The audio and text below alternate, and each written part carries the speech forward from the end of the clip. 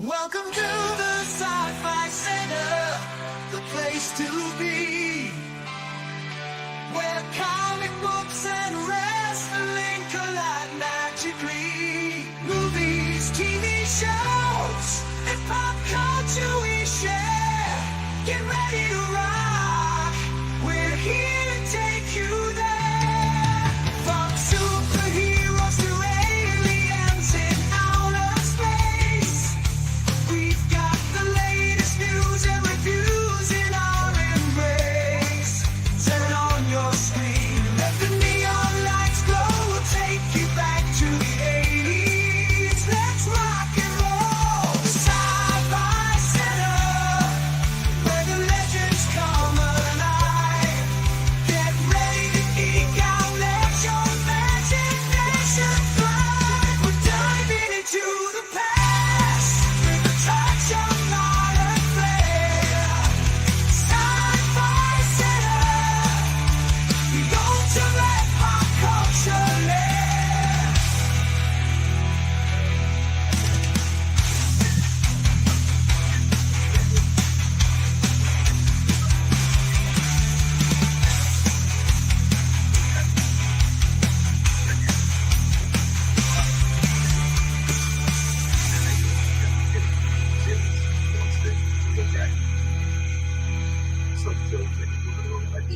Lost and bring injuries, and I tell them what Joe said.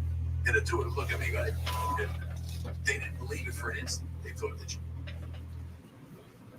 Happy abbreviated Saturday night. Not very many of these that we've done lately. Usually I just either skip the show but like I said, I don't like going Saturday without one. Today was abbreviated. Obviously, usually if you guys have been with us for a while, we usually do a lengthy show that covers a very myriad of topics. But my day has been compressed and messed around with because of what we got going on in the next few weeks. So here's a regular Q&A Midnight Express. Now, we will be moving that normal show that usually takes place right now to tomorrow night. So it'll be a Sunday overnighter instead of a regular Sunday weekend wrap-up.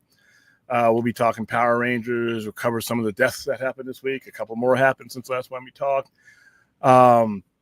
Take a look at some comics. Take a look at whatever's going on pop culture time. And since tomorrow night will be my last night without having seen the Superman movie, we'll go over what are you guys' expectations for it? What are my expectations for it? Or what do I need to come out of that theater with to tell me that, you know what, I can dig into this universe. Let's go type of situation. Tomorrow afternoon, we're about 12 minutes away from tomorrow.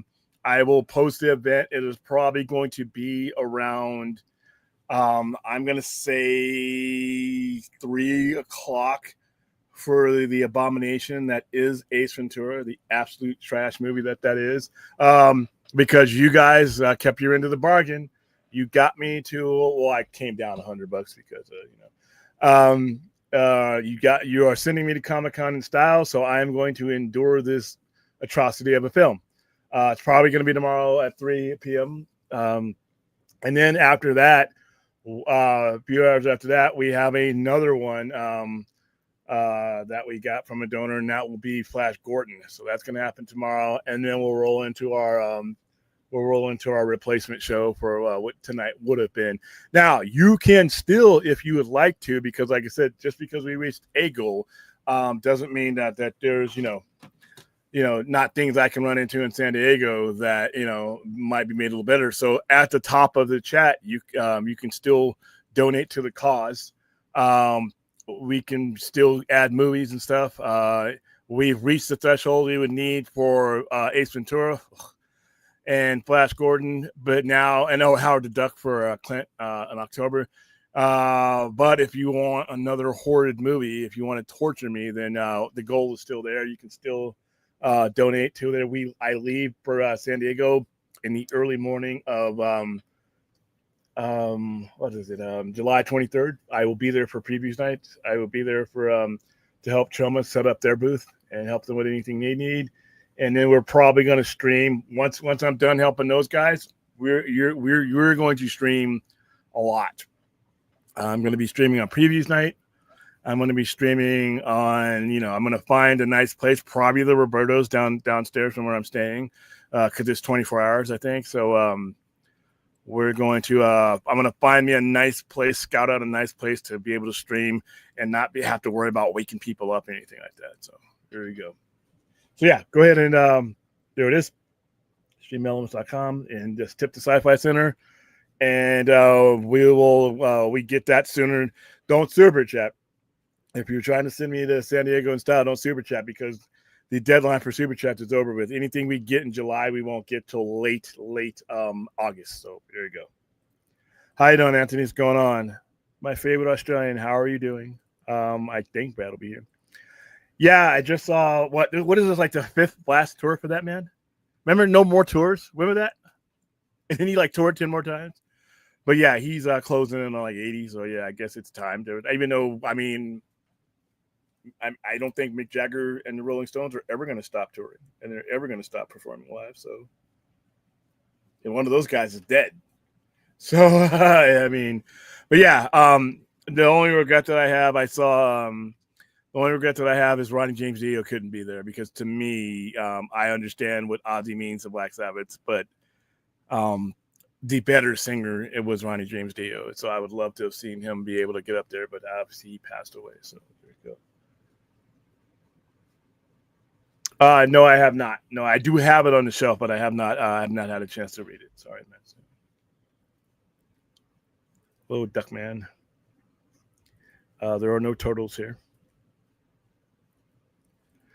I'm watching Bring Her Back. I have that on a queue somewhere. I think, is that on Shudder or what is that? I know I'm supposed to go see that. I'm watching Bring Her Back. So fucking good so far. I had to press pause and take a break. Hopefully the ending lands well. Somebody told me, and you got to tell me this, Forth, because if you're halfway through it, that it reminded them of Barbarian, which that's not a good endorsement for me, because I really didn't like the way that movie landed. So let me know. Driving up about 9 hours to go to an early Superman screening on Monday. Am I insane? Perhaps a little bit, but it'll be fun. I'm going to a screening on Monday. I gave my ticket away for Tuesday. I set up a screening here in Vegas for my own screening, and then I bought the fan screening. Then Warner Brothers, in their marketing genius, lets me know that they were going to do one, and then, hey, by the way, can you get us a Superman for a parade? And all this stuff was like happening like in a compressed area. The way they've advertisement may work. This with the way Warner Brothers and DC Studios did this flood the zone, blitz may work, and if it does, it could change how marketing is done from this point over, especially with superhero movies.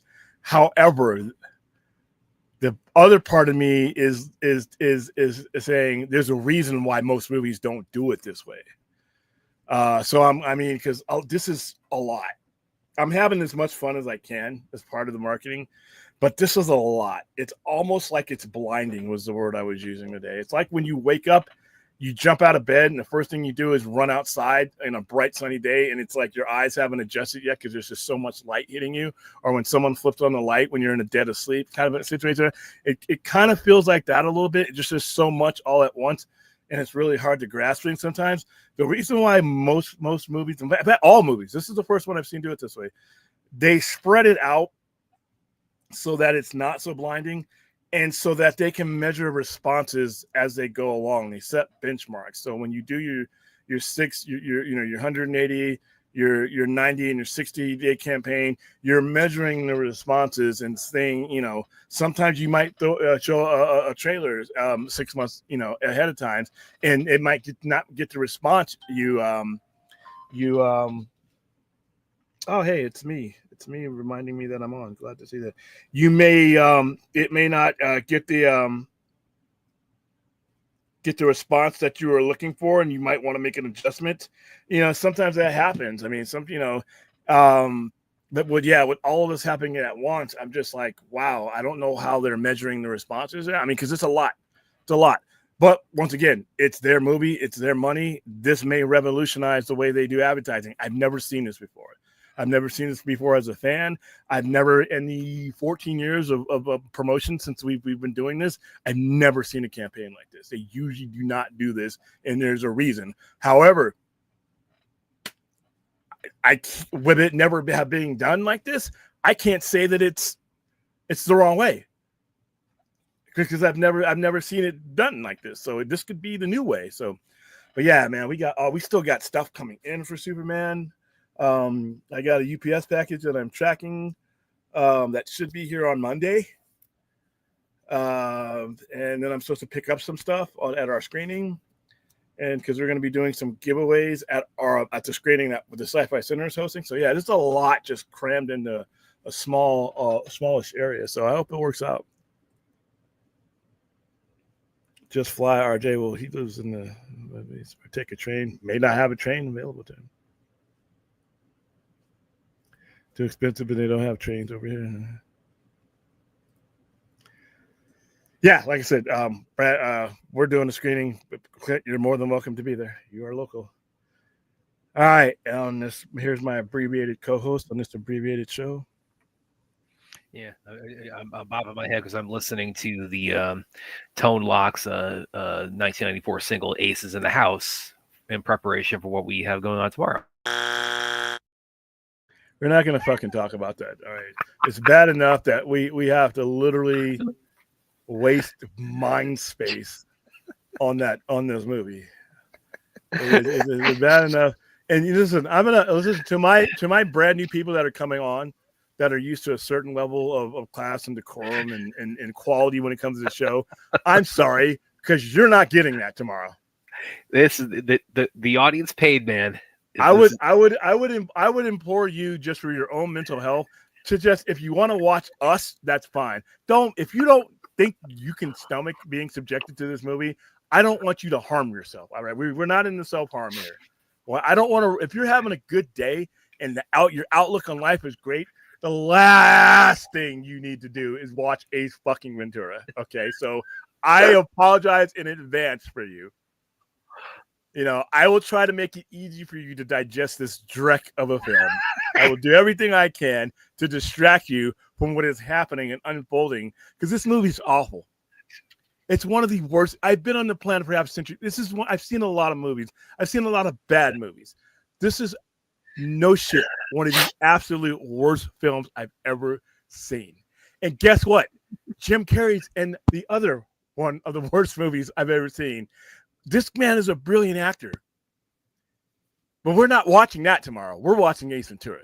So, yeah, RJ, we're no, okay. Let's see. I mean, I have not watched season 2. You know what? I'm kind of aggravated. I know I need to see Sandman season 2. I love season 1. I thought season 1 as a lover of Sandman, during the Vertigo era, I just hate the fact that what's happening. I hate the fact that it's only getting the 2 seasons. I hate why it's happening, and it just put a real damper on the show for me. But you know what? Those people have put a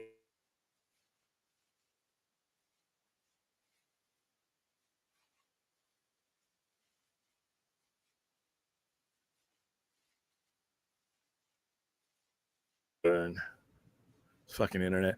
I disagree with the decision to end the series. That's just me. I understand he has issues, but you know what? The series could have gone on. All right. How was the show? How was the show, Clint?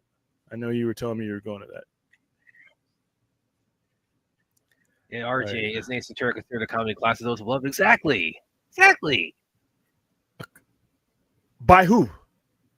By people who enjoy not the host of this show. Well, I'm a host of the show, am I not? No. William, if this is comic book one by Chip Zdarsky, is acceptable. All right, guys, I'm probably in the vast minority. I'm not the biggest fan of Zdarsky. I wasn't the biggest fan of his Daredevil run. He did some good things. Don't get me wrong. I think that was just the thing. Okay, here's how I'll describe why his run in Daredevil didn't do as much for me as it may have done for other people. The same reasons why I kind of walked away from the show and its Netflix days is the same reason that I kind of just was blunted for me. There's just too much going on. He's got a sidekick in there, which Daredevil never needs. He's got, I mean, Muse was good. Muse was much more disgusting during his run than he was in the show.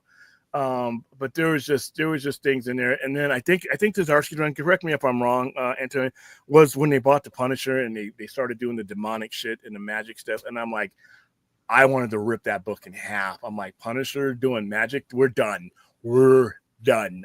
Get me off this plane. I don't care if it's still in midair. And so, yeah, I'm not a big fan. I'm going to give it a shot because it's Captain America, and maybe he's a better fit for Captain America than he was for Daredevil. But I've never been a big fan of this run. I like the covers, by the way, though. Spirit, listen, I fly Spirit. I don't expect other people to subject themselves to that kind of torture.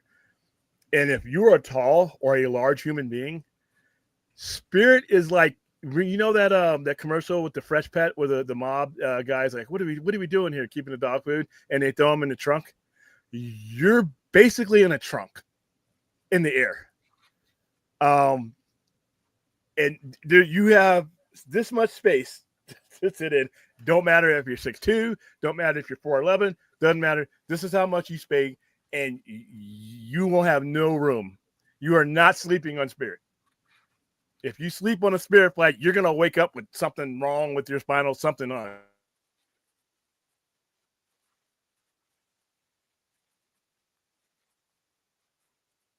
What's with the internet's fucking up today? Probably the fireworks. I'm one of the 2 cheapest people on the planet, so I fly Spirit all the time. But yeah, boy, it hurts. Stephen Ortega asked William how many days will Superman? Well, for him, it's about 36 hours now. For William. Yep. 7 o'clock. 7 o'clock. I'm gonna be so happy to get to this. Get to this and get over with it. Like I said, I don't mean that in the worst way. I mean that because I can't find, people to talk to for the most part that just aren't full of shit. I just hate to say it that way.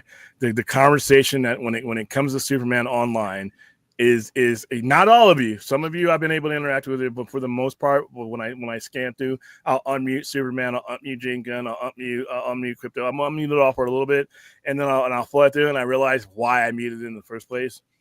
On both ends of the spectrum, most of the people that are running their mouths about this movie are full of shit, and I'm just waiting. I just want to go see the movie for myself, and then talk to human beings at the movie, talk to human beings after the movie, talk to human beings about the movie after they've seen it. It'll be a lot easier because then I can be able to identify. And first question is, did you even see the movie? And right now, most of us have not seen the movie, so we're going to all these extremes for a movie we haven't seen. At least once the movie is out, or at least for me, once Monday is out, and once Tuesday is done. A good percentage of people, a lot of people are going to these fan screenings on Tuesday. So the next conversation I want to have about Superman is to actual human beings that have actually seen the movie. And then after that, we're going to give it its due. Next week, we are going to run the marathon that is Superman. We are going to get Superman out of our system. We are going to talk about it. If it's good, we're going to talk about it. We're hours on end. After next week, after Sunday night stream, that's it for Superman. That's it for Superman. We'll do our spoiler discussion. We'll have some fun with it. We'll break it down. What does it mean? Once I hit end on whatever stream we're doing Sunday night, that's it. We are talking Galactus.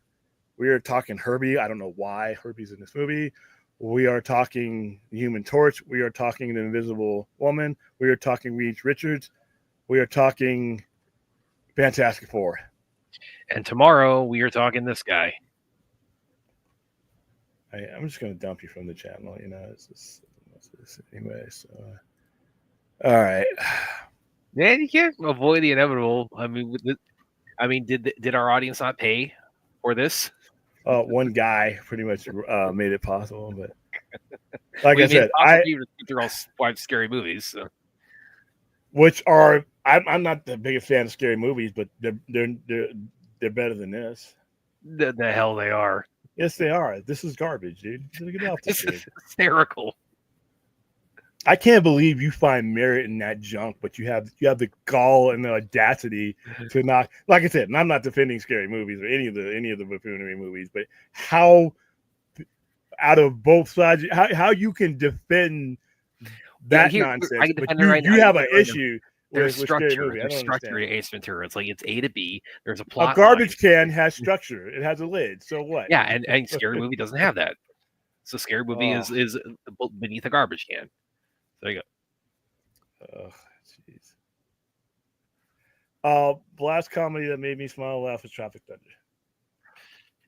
I don't waste my money on this. I mean, that's just not for me. Just the same reason why I don't waste my money on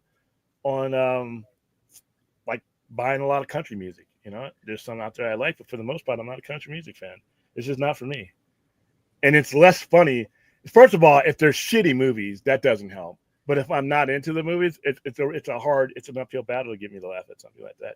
I like humor intermixed in with the things I'm watching, but I don't like you know, buffoonery, like Naked Gun, none of that stuff. I could completely do without that.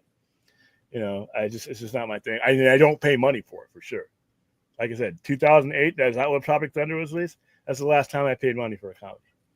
Probably going to be the last time I pay money for a comedy for years now. But science fiction, horror, fantasy, drama, certain documentaries, I'm down for it. But you know, to be honest with you, I don't even go see comedies that are high quality. It's just not my thing. Now we're gonna watch a low quality one. It's not even a good movie. Forget the genre it is. It's just not even a good movie. So there you go. I believe each. I don't think it helped. I don't think it helped. No, it demonstrably helped. 94 was his breakout year, and that was the year of the Okay, Ace Ventura. that's not you having a breakout year is not your career though. You breaking through doesn't mean that's what you get. You know, like I said, we always bring up the biggest counterpart to him would be Robin Williams. Robin Williams broke out with comedy too, and look, Rob Williams came down to earth in an egg, and look what he did. So yeah. Well, Jim Carrey, he never would have gotten Eternal Sunshine if he had not gotten the success of Ace Ventura. Yeah, but that's like he's got what three good movies. Anyway, we're not stop it. We're not wasting time defending this bullshit. Oh, this is gonna be so much fun tomorrow. Yeah, for those of you who want to see me shred an awful movie, it'll be hilarious. Look at this. I don't want to talk about you. I mean, look at it this way. It's like, you know, you're going to see Superman the day after. There's no possible way that can annoy you more than Ace Ventura. Ace Ventura is not just a crappy movie. It's tragedy. It's why Jim Carrey doesn't get better movies. Stupid shit like that. All right, super hard to disagree. I didn't think so.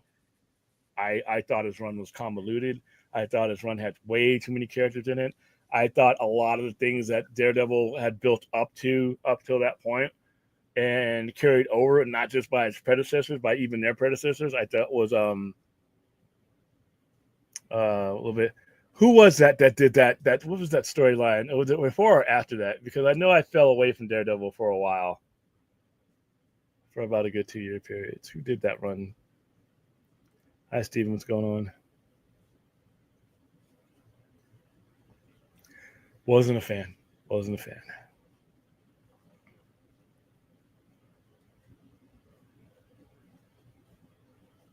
Oh yeah, that was Zdarsky with Elektra. Yeah, it had some great covers. And then Daredevil was in prison. I mean, it's just there were plenty of people to talk to. We had a great stream the other day on Real Iron Carney's channel. That's fine. I saw some of that with Rob Barnett.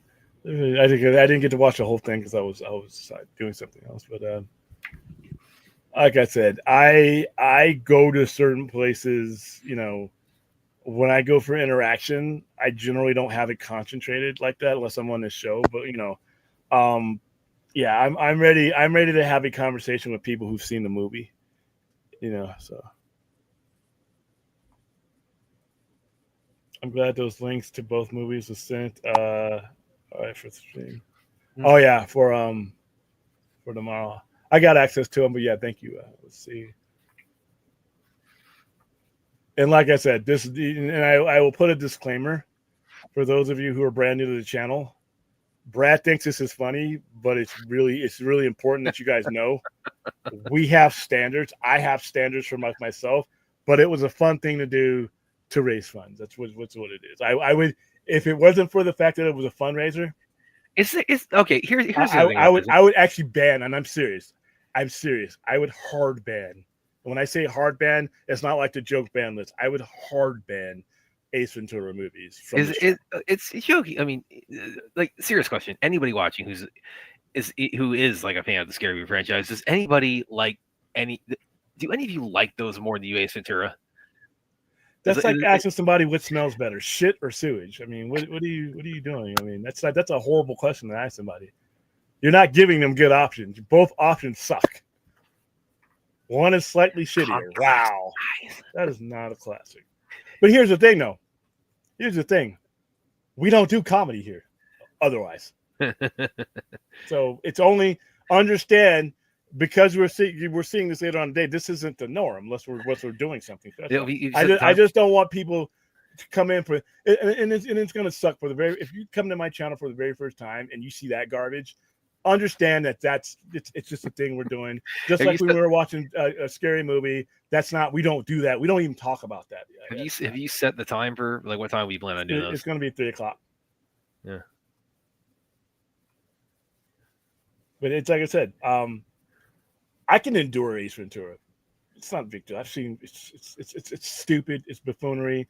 My problem with Ace Ventura is, like, I know, there's an Ace Ventura, but there's also a Joel in a movie he should have been nominated for. And I don't think he gets roles like that because of the buffoonery. And I also don't think he got nominated for something he deserved a nomination, because people look at, now granted, we understand what's going on in the Oscars too. But for the people that are legitimately, taking this seriously, I don't think they take him seriously. He put out a banger of a role. He should have been nominated for it. But the movie and the types of movies that we're about to watch tomorrow, I just think when people think of Jim Carrey, that automatically comes front to mind. And that's tragic, because that's limiting him from ever doing any serious work that could actually make the type of impact that he may want to make. You won't be done. I'm going to be out of town that opening weekend. So you're kidding yourself. Now, I don't have a vacuum of stuff to talk about, RJ. We literally have Fantastic Four coming out 2 weeks later. I'm literally heading into Comic-Con.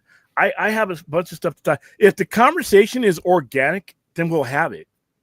But we're not gonna. I see a lot of trying to force the conversation and force a kind of mood about this one way or another. And I'm not about that. I don't have any. If it comes up organically, we can talk about it. But I'm going to give it its time. We're going to give it a long time. I'm not saying we're not going to talk about it at all. But after we talk about it, though, if after we critique it, there's only so much critiquing the movie, breaking it down you can do. And then it's Fantastic Four. It's like, if somebody brings it up, I'll answer your questions. I'm your host. But at the same time, we're not going to be hosting what is this now, the new war between Superman, all the stupid shit that I know is coming. All the dumb discourse that's already here. Then we're not getting involved in that. We're going to talk about the movie, what we liked about it. Did we have fun with it? What does it mean for the DCU in general? Because that's all this is for me, is the first step to the DCU. How does it compare to some of these two? What were the aspects you didn't like about it, legitimately didn't like about it? And then there's only so much you can talk about something before your conversation becomes disingenuous. I'm not into forced conversations. And that's why, like I said, I think from Monday to Sunday is plenty of time. At that point, I will have seen it twice, once at the pre-screening and once with our crowd. That's something I generally don't do, because I don't like seeing, I generally watch it in the theater and then I come back and I watch it on streaming, after I've adjusted. The last movie that I've gone to the movie to see multiple times was Blade Runner 2049. That's it. I'm not a repeat watcher in that way. And plus with YouTube, there's so many people that are going to hack into it and break down scenes and Easter eggs and everything. I'm going to leave that to those guys. But no, we're not going to, if the conversation will last, but with Fantastic Four happening like literally 2 weeks later and Comic-Con happening, that's probably where my mind is naturally going to be. I'm legitimately way more excited for Fantastic Four than I am for this movie. I'm intrigued about this movie, and I'm intrigued about Lantern. I'm intrigued about Wonder Woman and some of the things. I'm actually full blown glowing over Fantastic Four. It's just a difference. Now Fantastic Four, and even Fantastic Four, we're not gonna we're not gonna drive that into the ground, but I am legit anticipating that movie in ways that other movies are just, I'm just going through the motions. I mean, so no. I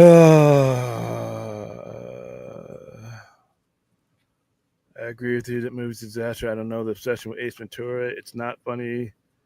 I don't know if it destroyed his career, but it's not funny and it's not a very good movie. So. If it destroyed his career, that literally was, like I said, 94 was his year. It was Ace Ventura, was The Mask, and Dumb and Dumber, and that's when he became the megastar that he is. So it did the opposite. He's not a megastar. It did the opposite. It made his. He was the first. He had a run. He had a run. That's not a megastar. He had the like 96 for the Cable Guy. I believe he was actually the first like $20 million payday. So. No, he was not. Tom Cruise beat him by like years as far as. No, I'm looking this up right now. But once again, guys, I don't give a fuck what you think about Ace Ventura other than we're going to endure it tomorrow. You're not going to get a positive opinion about this movie from me. Yep. No matter how hard you try. He was the first. 20 million on one movie. He was versus Jim Carrey on the Cable Guy. According to who? It's a side by Joe. I'm going to need to look that up because there were bigger stars during that era that were probably making more money than him. But it doesn't matter. Where is he now? Look at all the people who are doing movies, and look what kind of roles that they got. Look how they evolved. Look where he is. So, all right, how much do we have to send you to do a watch party for the Jim Carrey classic film, Mr. Papa? I've actually never seen that one. It sounds stupid. It's probably one of the few Jim Carrey movies I've never actually seen. It sounds as dumb as anything else he's done. $100 minimum. I remember distinctly that it came out the same weekend as Green Lantern back in 2011. Of course, that had my attention that weekend.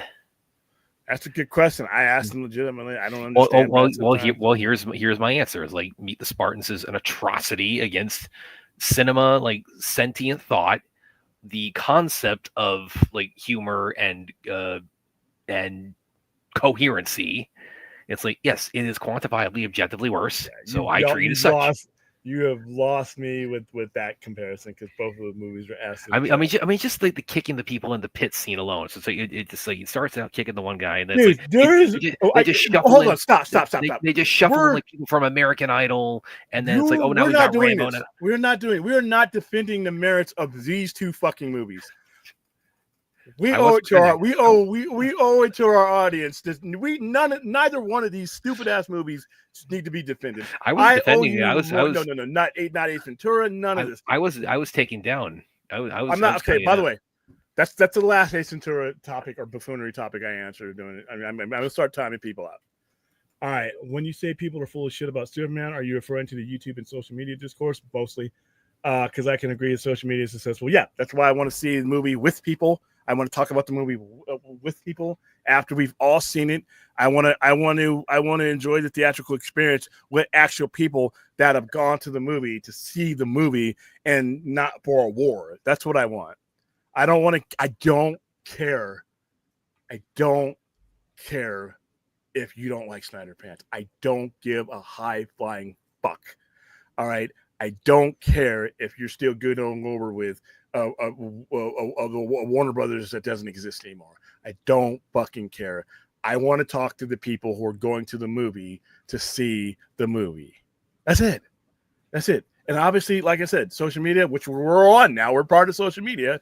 We're on social media. I'm just not going to find that type of conversation. It's either going to be bullshit. It's either going to be in most ways contrived. I don't want to do that because why am I going to give an honest response about anything if we got people, there's people, threatening to review bombs and all this is nonsense.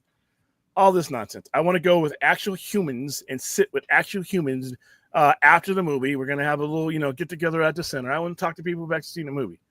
I don't want to deal with any of this other stuff. And like I said, I can project what I want to on the platform, and if I don't want to project that aftermath, I don't have to.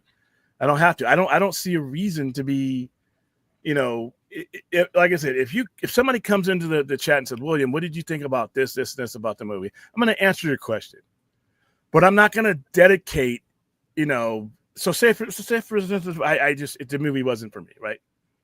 Then that's it. We're not going to go over it again. If it doesn't connect with me, then you know my rule. I talk about things that make me happy. I talk about things I like. I'm not a news channel.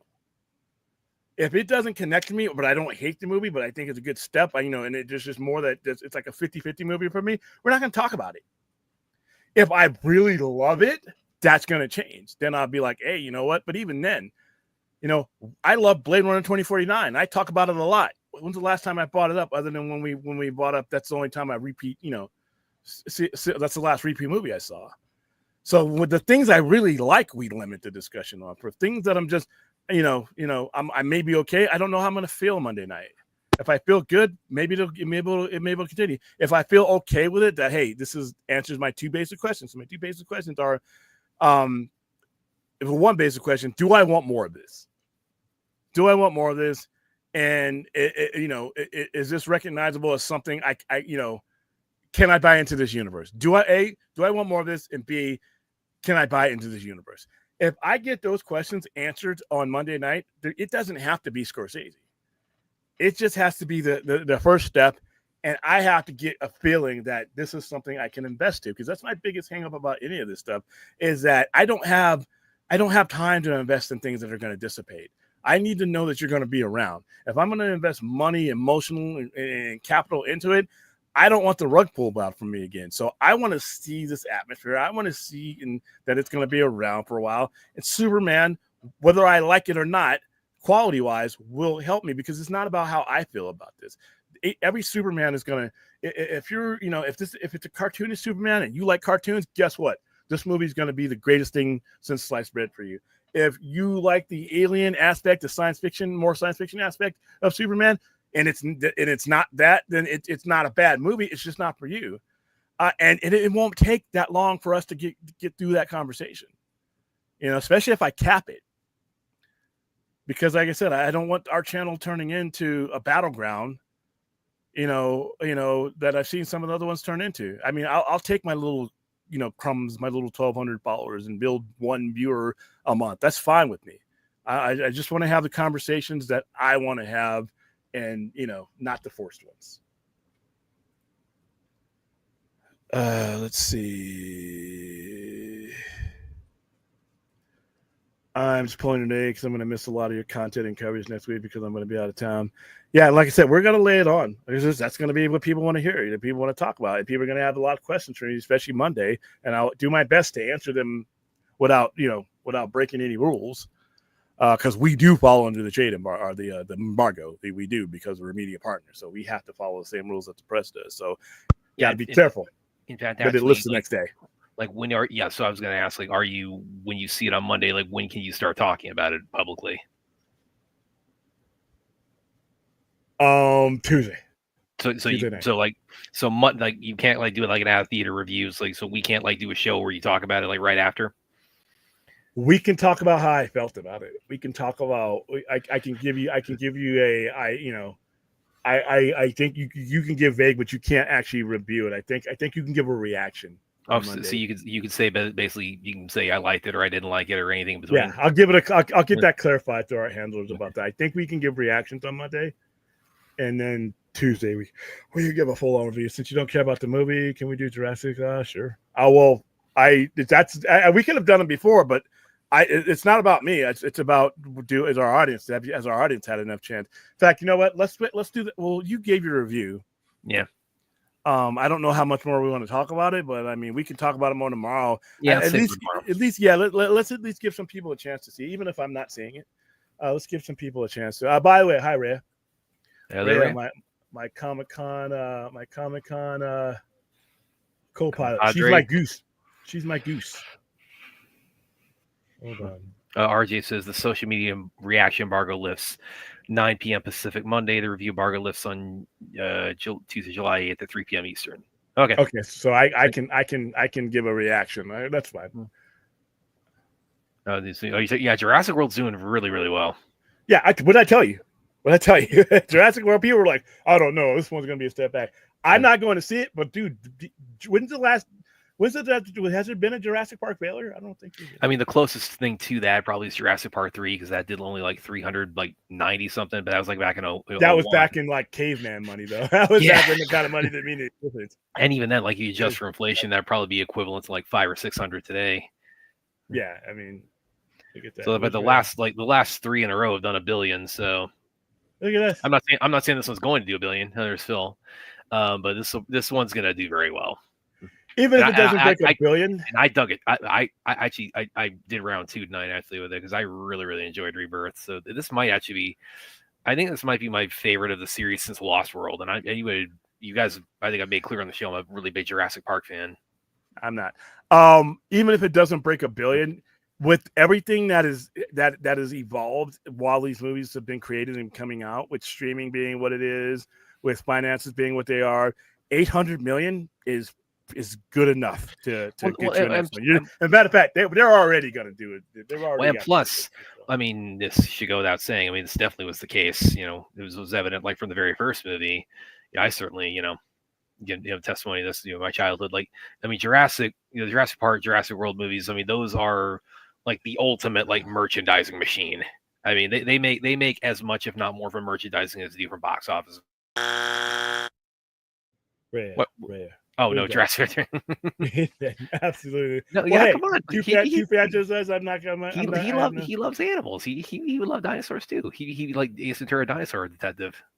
Whatever.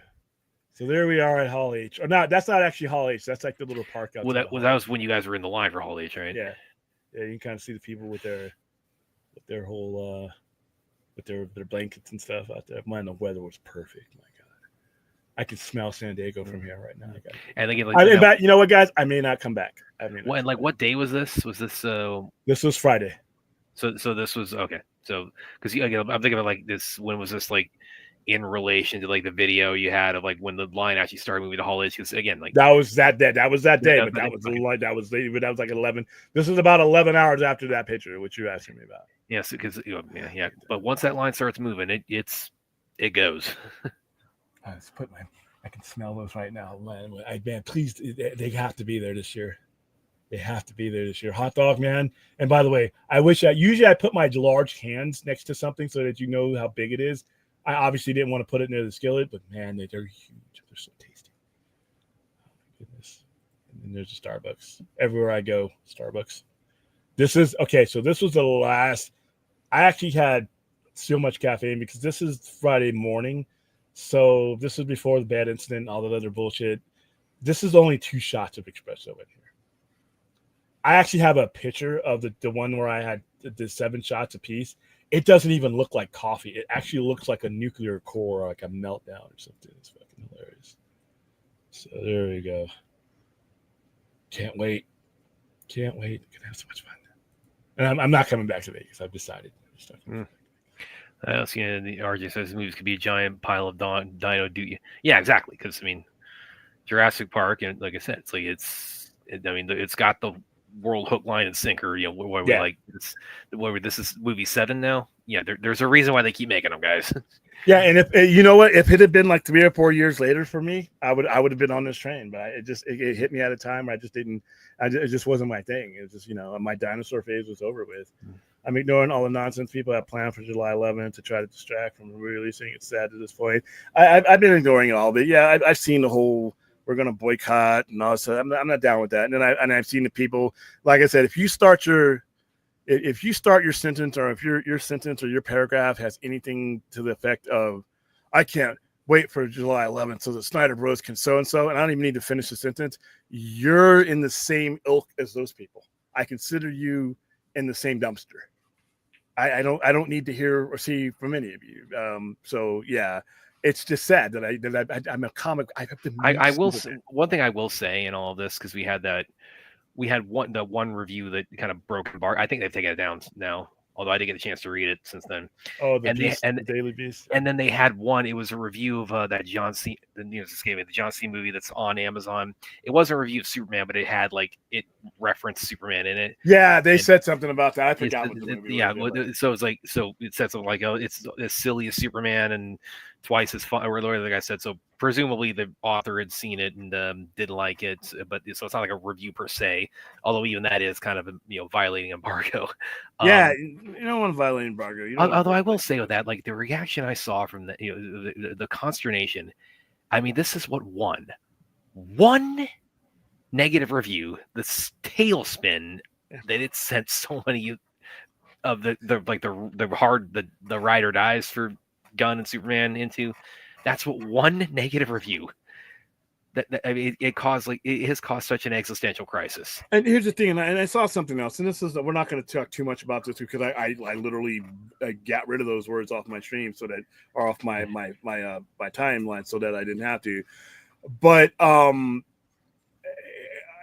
this is when the disingenuous stuff comes around because I saw something because I do follow Phil, and Phil's interacting with somebody on Threads, and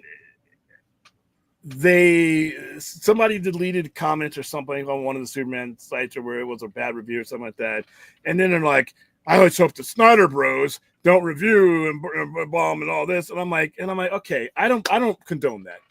I don't condone that. That's bullshit. But I'm fucking curious. We were too insignificant to be heard and given resolution to a simple story that I wanted in. But now we're this massive monolith with the power of a black hole to suck the life out of. Make up your fucking minds. Which one are we? Is this movie going to live or die on us or not? We're either small enough percentage and when we didn't make enough money for this and nobody came to see the movies. But now we're like a million. We're like a planet full of people coming at you. So I'm like, we're real when it's useful, apparently. And like I said, if you're going to the movie to enjoy a fictional character, then I'm with you. If you're going to relive, you're going to the movie or you're involved in a conversation because of what happened to you from 2013 to 2022, I have no place for you in my atmosphere. If you're going to the movie to get at a certain fan base, just to stick it to a certain fan base, I have even less of room for you in my atmosphere. I'm exhausted of this conversation and it being about everything but the movie, it being about everything that actually matters for the movie. And I just don't want to get involved in it. I don't want to be involved in it anymore. I don't want to, it's just like, like I said, neither end of it means that much to me to the point. I'm going to go see this movie. I'm open to having fun with this movie. I'm promoting this movie. I put a lot into this promotion. People bringing their dogs down to my store in 100-degree heat. I'm giving away posters for it. I mean, I rented a theater for 84 people to come watch it with me because I want to be surrounded by people who actually want to see the movie. I'm going to see a movie. I'm not here for the fight. Fight amongst yourselves. So there we go. And we're done with that topic.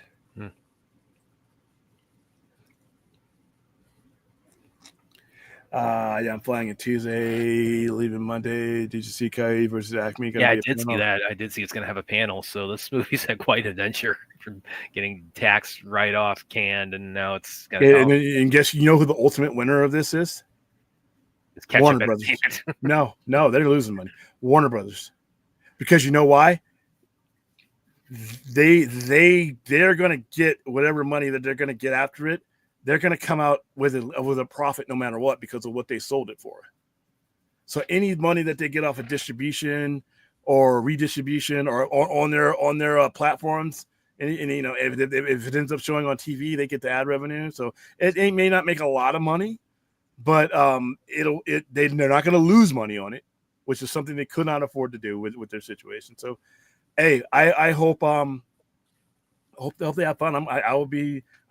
I think Rhea doesn't believe me. I think Hall H is not going to be as congested. I'm not saying there's not going to be a line to get in, but I don't think it's going to be. What we went through last year was fucking barbaric, man. That was a long slog.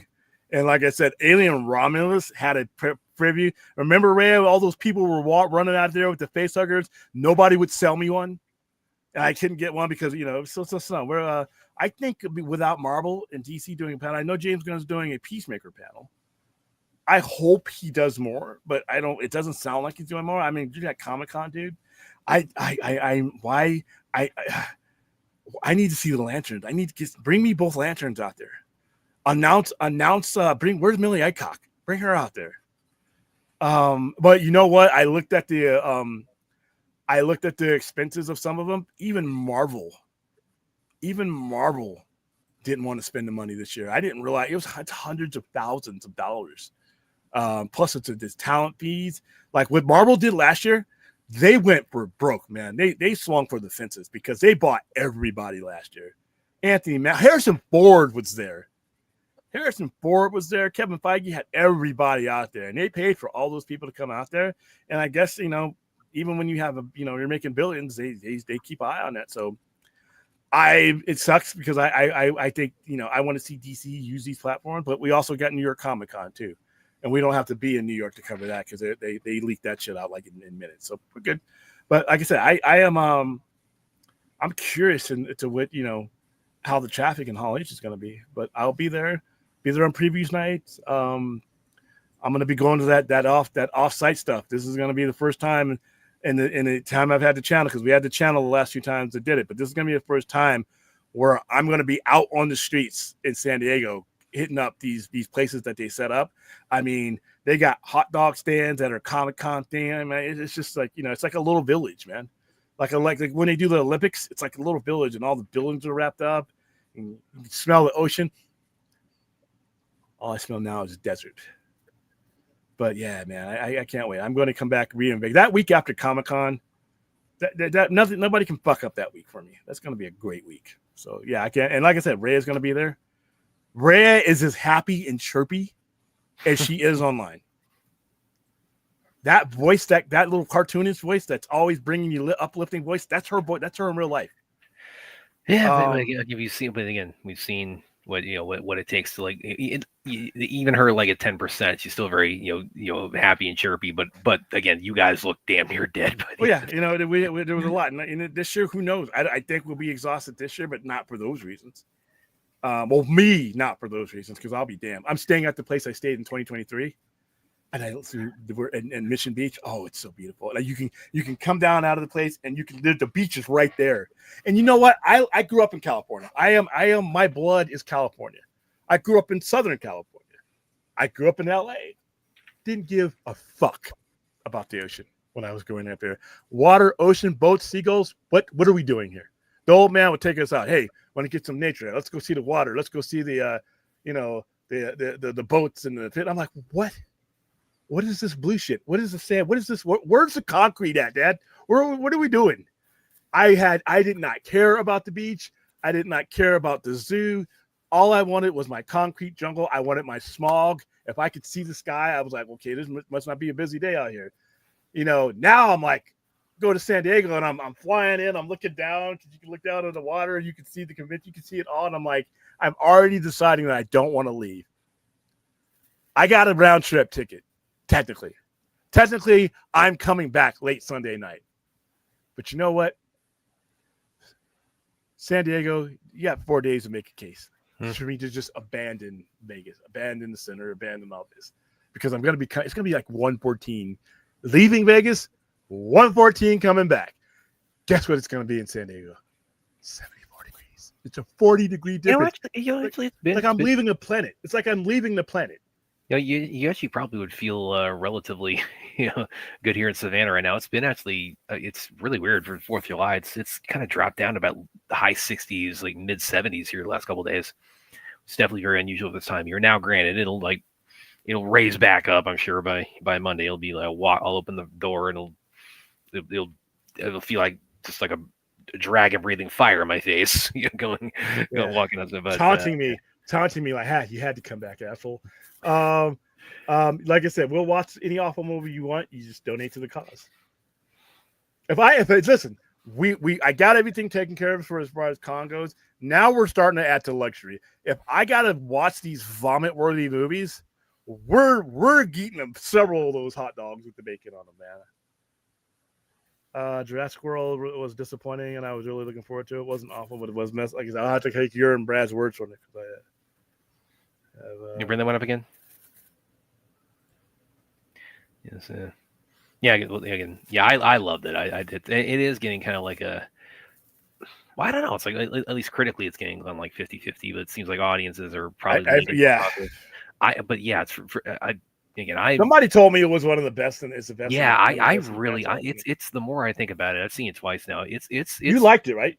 yeah, it's working its way up there for me. It's like, I mean, and I hold the original, of course, in very high esteem. I think Lost World is the most underrated of the series, and I've really enjoyed what they've done with Jurassic World.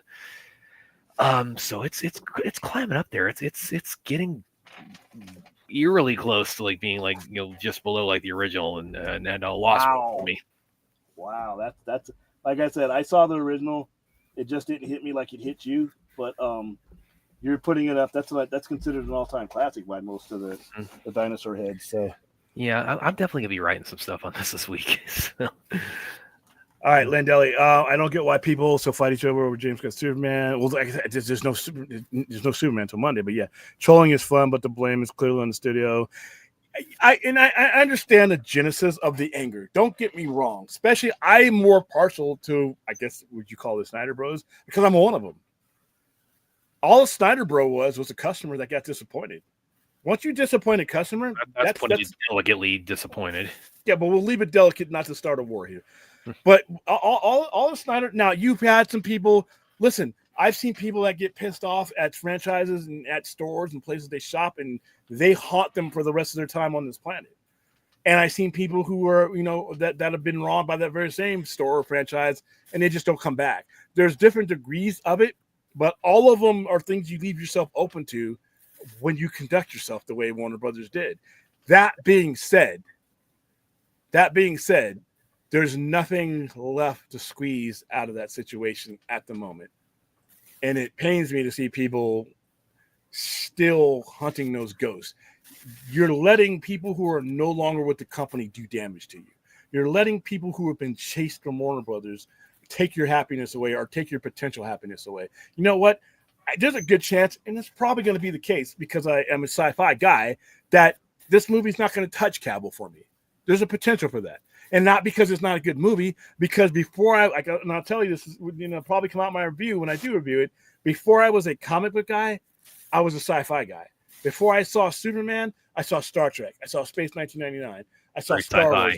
I saw Alien. I was a science fiction person, and it's my science fiction nature that got me into comic books. That was just another branch and articulation. So I am always going to be partial to the way Zack Snyder told his stories. It doesn't mean that Superman just coming out is garbage. I just connected with this. If it weren't for the mishandling of the situation, this would just be another Superman.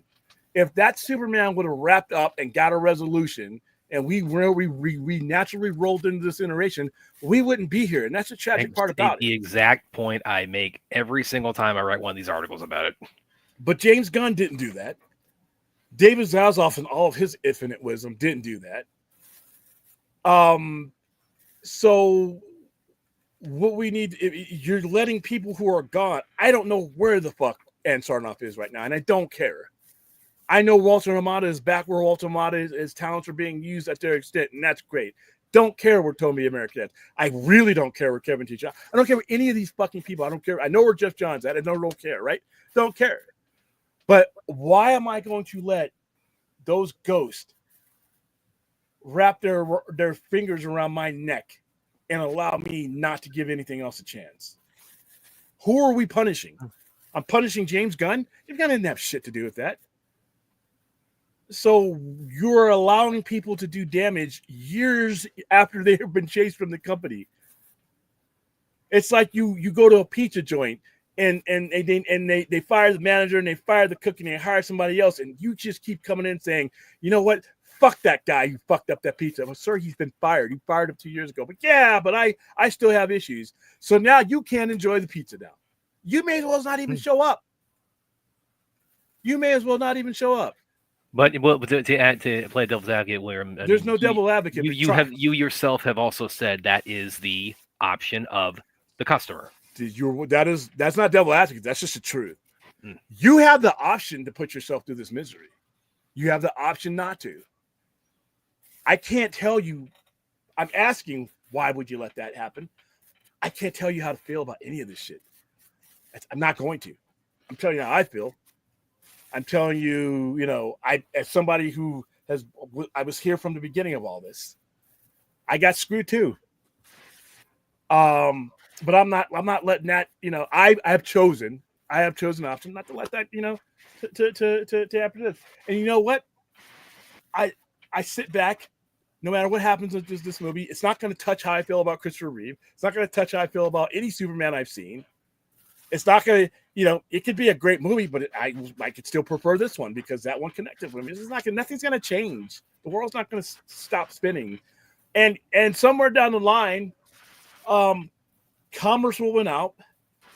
I will get. I truly believe in some way, shape, or form that I will get the resolution to the story I've been waiting for. I don't need to boycott anything to get that. I don't need to hashtag anything to get that. The opportunity has to arise. That's it. You guys doing all these boycotts and all these other stuff. You're like a sniper perched up in a tree with no target. There's no reason for you to be there. But your option is to stay there forever. Go ahead.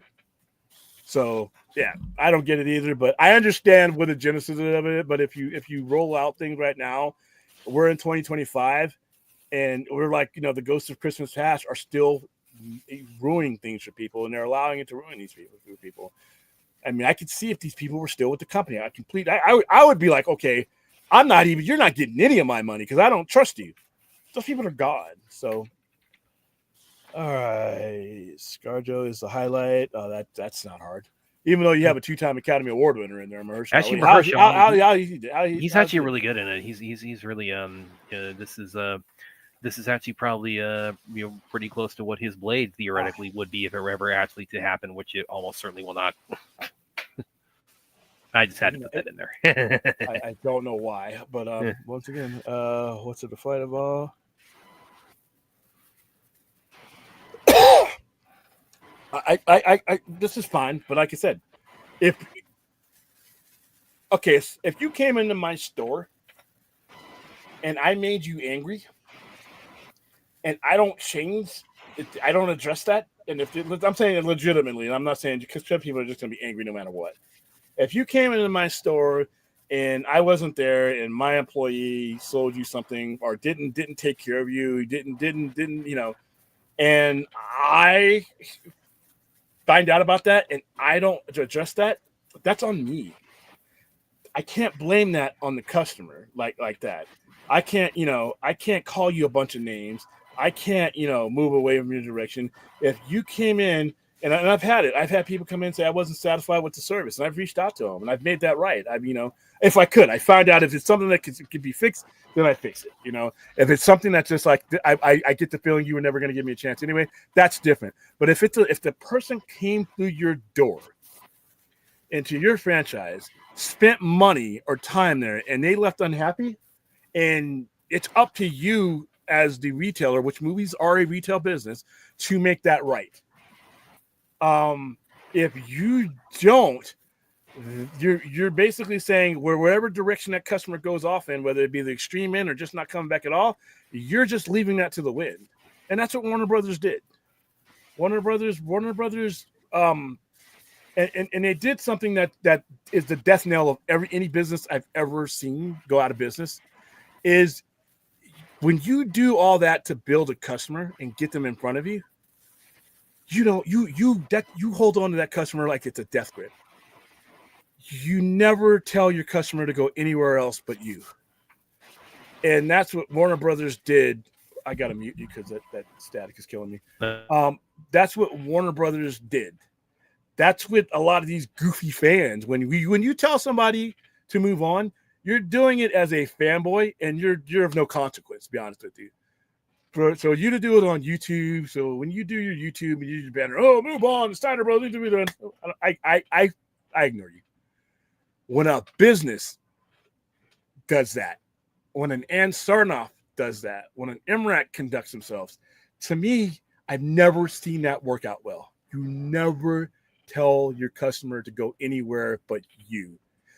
I don't care if it's a lemonade stand, a taco stand, a hot dog stand, a barbershop, a hotel, a corporate, anything. we all spend a good amount of capital and time to just for a chance to get that person to walk through your store, just for the opportunity to get their time, not even a sell, just for the shot.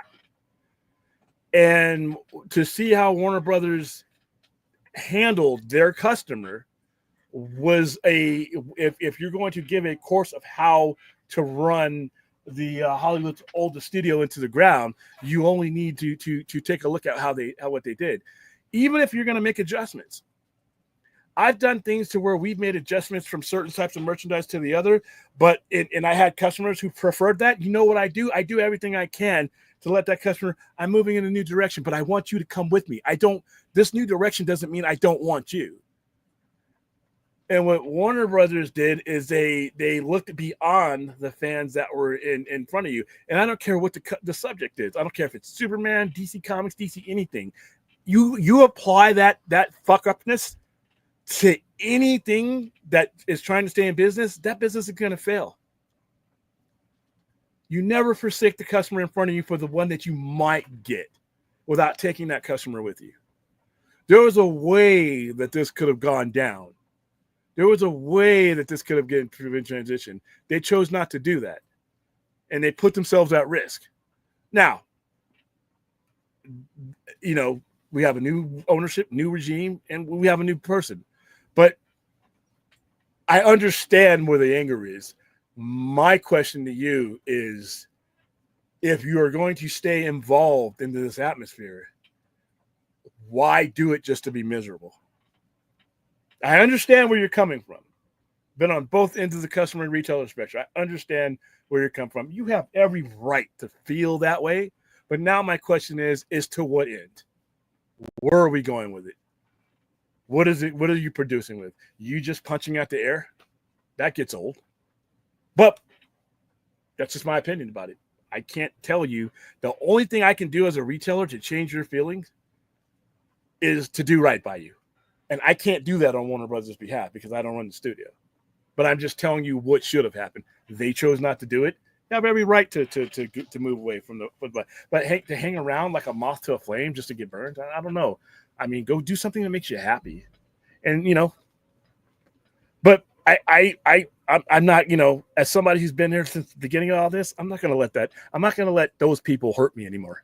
I'm not going to let those people take away any more of my happiness. They already fucked up 7 to 8 years of the company. I'm not letting them make. I'm going to go see these movies, and if I don't like them, I'll tell you. But you think what happened to me with Jeff Johns and Tishihara and Sarnoff, you think that's stopping me from seeing Lanterns? You're out of your mind. That's what I mean. Those guys did what they did. I'm watching Lanterns. I don't give a fuck. I'm watching Lanterns. See, so find something in this that makes you happy. And if you can't be happy, dude, there's a whole bunch of other things to go into. But man, I hate to see when I unmute everything just to see people just miserable over. It's a comic book character that's created to make you happy. It's created to entertain you. He's got a flying dog with a cape. Some goofy robots. The worst you're gonna do is, you know what? I didn't like it. But I'm not coming onto the stream saying, you guys are right. I'm not going to do that. But I know there's money to be made there, so there you go. All right, Starbucks is trash. All right, you know what? This is goddamn it. All right, enough of that. All right. We do, but I think I've done a better job in limiting the conversation. And we're not going to spiral into what I've seen on some of these other platforms. So, but at some point, there's not going to be anything to talk about. We probably just wasted too much time on it, to be honest with you. What is there left to talk about other than to see the movie? Well, yeah, but how many people? I mean, I don't know. How many people and again, like I said, it's like I mean, and I know we got some gun fans in the kind of our inner circle in the chat, but all respect, but the response to and again, it's not like 2 negative reviews. It's like one that was like a review of something else that kind of had a bit of commentary, also embargo-breaking commentary on Superman. And just the existential crisis I've seen so many people who were just anticipating this movie get into. It's like, all respect, you guys would not have lasted half an hour as OG DC EU fans. I'm sorry. There are a lot of people who are like really anticipating this, and a lot of people really big James Gunn fans. Some of you just have really, really thin skin, and I think it's a byproduct maybe of the fact that Gunn, that his body of work has gotten just nothing but fawning praise, between like the Guardians trilogy and Peacemaker and Suicide Squad. So, but I mean, just for one negative review to do that, there's, I'm in some ways a little bit more blunt in my assessment of like kind of like the fandom divide in all this, but like a lot of my advice to a lot of people who are going into this with the anticipation or with the mindset of like, why can't other fans move on? And then I see the response like this. It's all respect, but you guys need to grow thicker skin. I mean, you just do. So that's my little most of them are incapable. Listen, if you're gonna be in this sphere, unfortunately, I mean, the amount of shit that I've heard from people who told me to move on. I've told them directly on eStream, go fuck yourself. You don't know. No fan tells anybody what to move on from. If you want to stick with it and drive your head in the ground, you know what? I'm going to go somewhere else. But I'm not going to get in. I'm not going to tell you to move on from anything. I would hope that you do it in a way that does not harm other people. But as far as like, commenting on this, I don't think a massive black hole will make a difference either way. It's just very loud. Yeah, but here's the thing, though. And I've said this over and over again. But it's like, which one are we? Because we're portrayed as one or the other, depending on whatever the narrative needs Snyder fans to be. As grown men and women, we have the option not to engage. Why do you know about this stuff? You read it. I muted it. You chose to respond to it. You guys, not just you, RJ, but you guys chose to respond to it. You guys chose to look at it. I muted it because there was nothing there there was no conversation to be had. I do believe, even if it giving in and classifying, everybody under the minority. It's like I said, that cut up in class, the kid on the short bus, the violent one that's like 18 years old and in the ninth grade, he gets his own section of the school. We're letting that guy, drive the train. When most of us that enjoyed Zack Snyder stuff, we watched it, we liked it. We're very disappointed that things got mishandled and screwed up. And there are some loud people, but you're talking about the aberrations. I've never done any of this crazy stuff, but yet these guys live rent free in your guys' head. I hear about these guys through my circles. I don't engage with these people. The first time I've heard of a handful of names was from you guys. When I was on Poindexter Lounge, I didn't seek these people out, but they ended up on people's thumbnails. They ended up in people are snipe streaming people to watch these guys and see what this Snyder cultist is doing. I'm like, you chose to do that. You chose to do that. If you choose to engage, that's on you. I can't blame the other person. Like I said, the mute button, we all have that same mute button. We all have it. We all made decisions, and that's what it is, Let's see. Hopefully the dog arenas are okay in the heat. Keep their pot. Oh, I thought you were talking about the hot dogs that I'm about to tear up when I get to San Diego, man. I'm like, they need more heat. What you talking about? The Psy Father has spoken. Oh, thank you very much, Forth. I have that spoken. Name, by the way. I have spoken. Yes, I have. This is the dogs I'm talking about, Ray. I'm the Psy Father. Yeah, you can take that name. That's fine. I don't. It doesn't fit. Sorry. All right, we're just going crazy here with studios. It basically said that San Diego Comic-Con wasn't worth the huge money it would take to do pull-up pals this year. Yeah, like I said, I never really believed that until Marvel, who has unlimited money, they just decide, just because we have unlimited money doesn't mean we want to spend it on that. And I looked at some of the pricing because I was talking because some of my intermediates actually do all that stuff. Yeah, I didn't realize how much it costs. But yeah, I just when I thought about it, just what we went through last year, dude. Vanessa Kirby's there, all the Fantastic Four is there, and they were flying them from Comic-Con to London to start filming the next day. So to divert them, to get them there, Kevin Feige, obviously he's there. All of the Thunderbolts are there. All of them are there. Everything Marvel had. Robert, I can't forget the biggest name. You know how much it must have caught because Robert Downey Jr. is not flying Spirit Airlines like William. Robert Downey Jr. got a private jet sent from him. Robert Downey Jr. got put in a presidential suite in San Diego. He got the best food. His bed did not break. He did not need a fundraiser to live it up in San Diego. So yeah, it's I can see it now. Damn, oh well. The Superman movie's gonna blow up the box office. The Snyder versus Past Man. Time to look up. I'm pretty sure that you're trolling me, but I'm just gonna use your words. And I don't think it's for. I think there are people out there that are that are saying the exact same words as you are, and they don't need to. I don't listen. You wanting me to move on to anything doesn't mean two shits to me, any more than mine should do you. We are fans. We are equal. You don't tell me what to let go of, and I won't tell you what to let go of. It's that simple. It's the only rule you need to follow as a fan.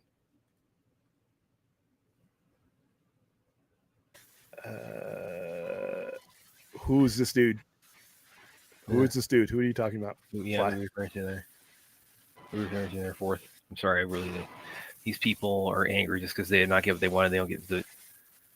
Well, hold on.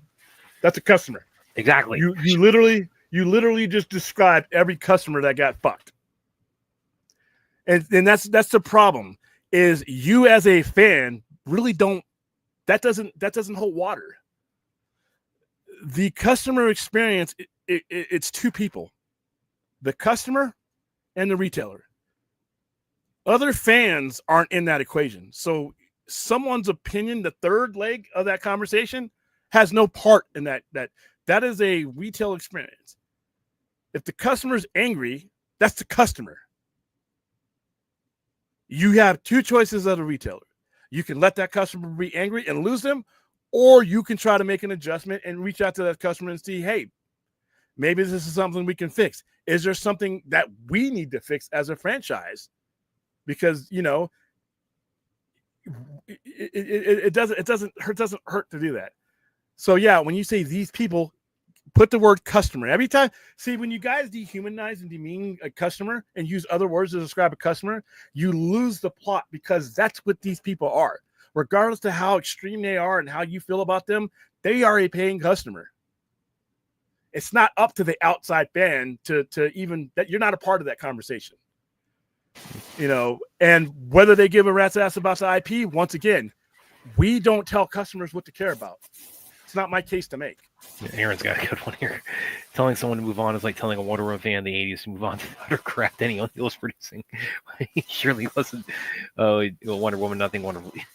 Yeah, Aaron, that's like one of these days when you're on the panel, we just gotta let you go loose on Danny O'Neill's Wonder Woman. Because you were about as big a fan of that as Jared at Comics League is on the current Wonder Woman, the non-absolute current Wonder Woman. Yeah, that Wonder Woman was not well liked. Danny O'Neill's.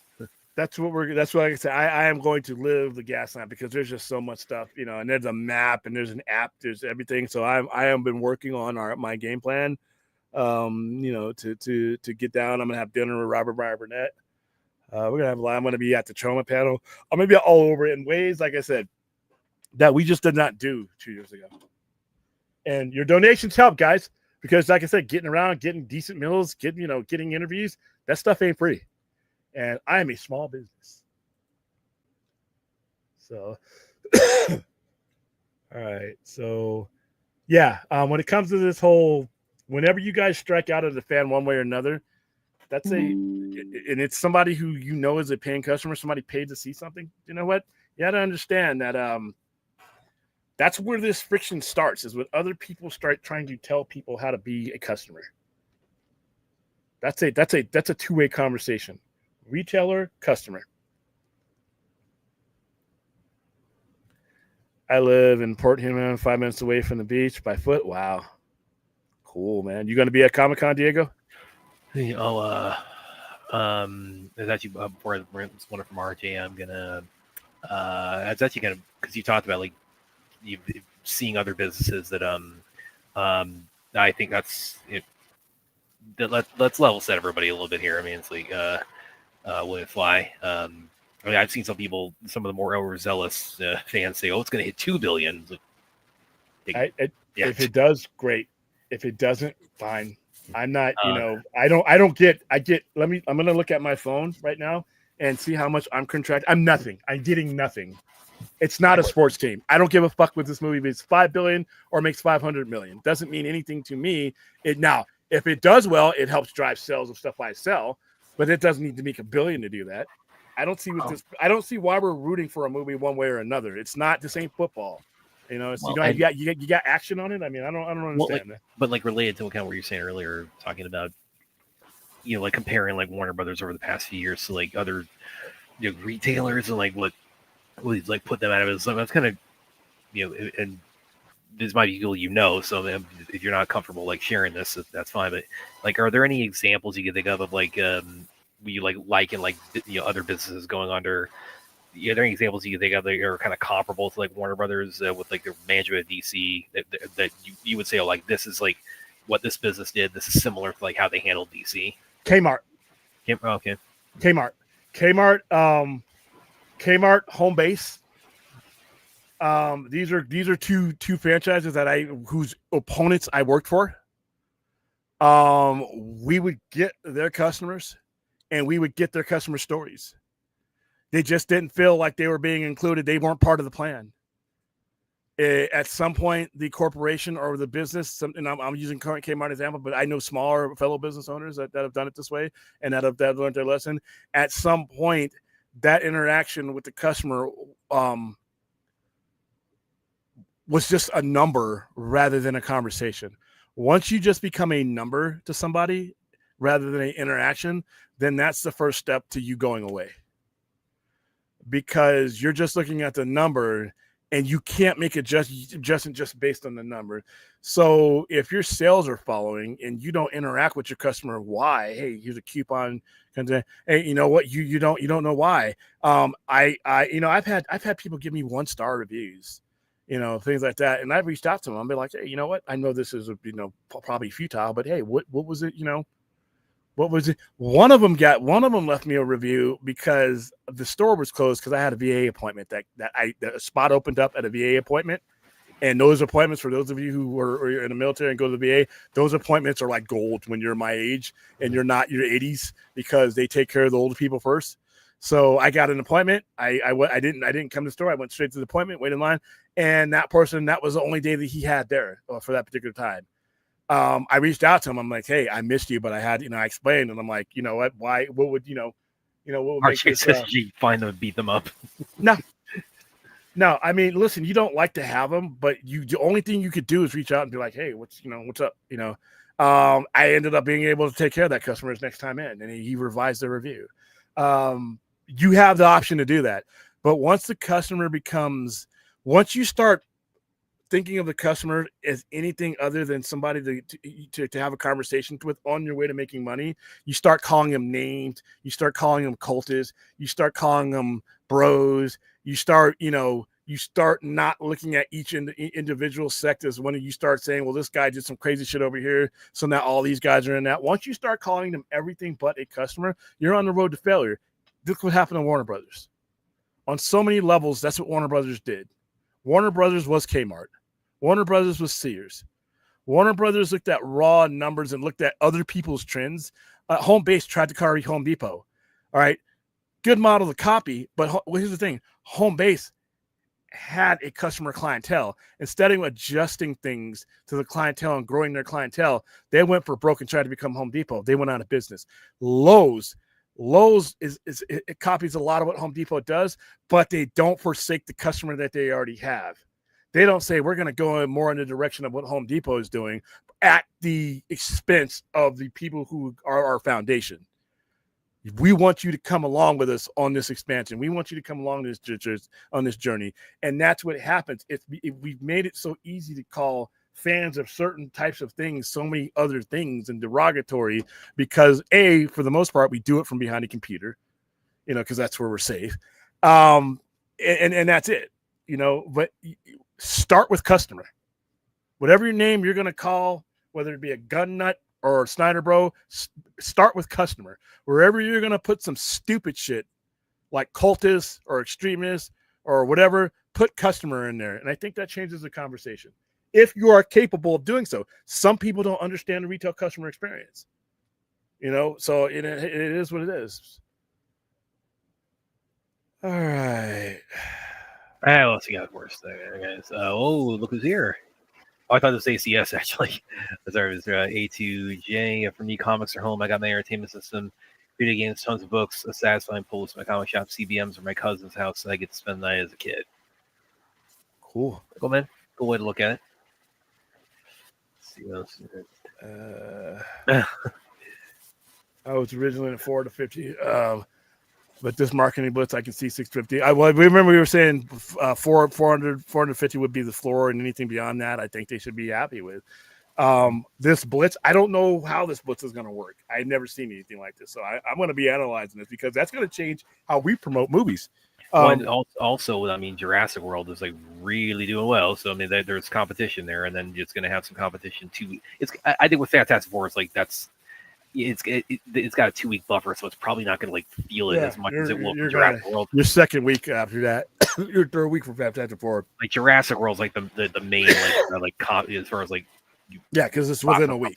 Yeah, so it's like second week would be the overlap. It'll lose some to Fantastic Four, but like by then it was like, again, like William says, like most big movies, no matter what they are, it's like they'll do like 95% of their business for 2 weeks. Yeah, it's 80. So we'll be fine there. 450 million club. I mean, I don't know if the blitz helps that because, like I said, there's two ways you could look at it. It could be like wow, this is all cool, or it could be overwhelming to the point you can't really focus on one in particular aspect of it.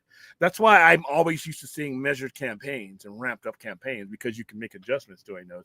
When you do a blitz compress, first of all, I can't even compare. I've never seen this before. And if you guys in the chat remember a movie where they did a blitz like this, tell me because I'm missing out.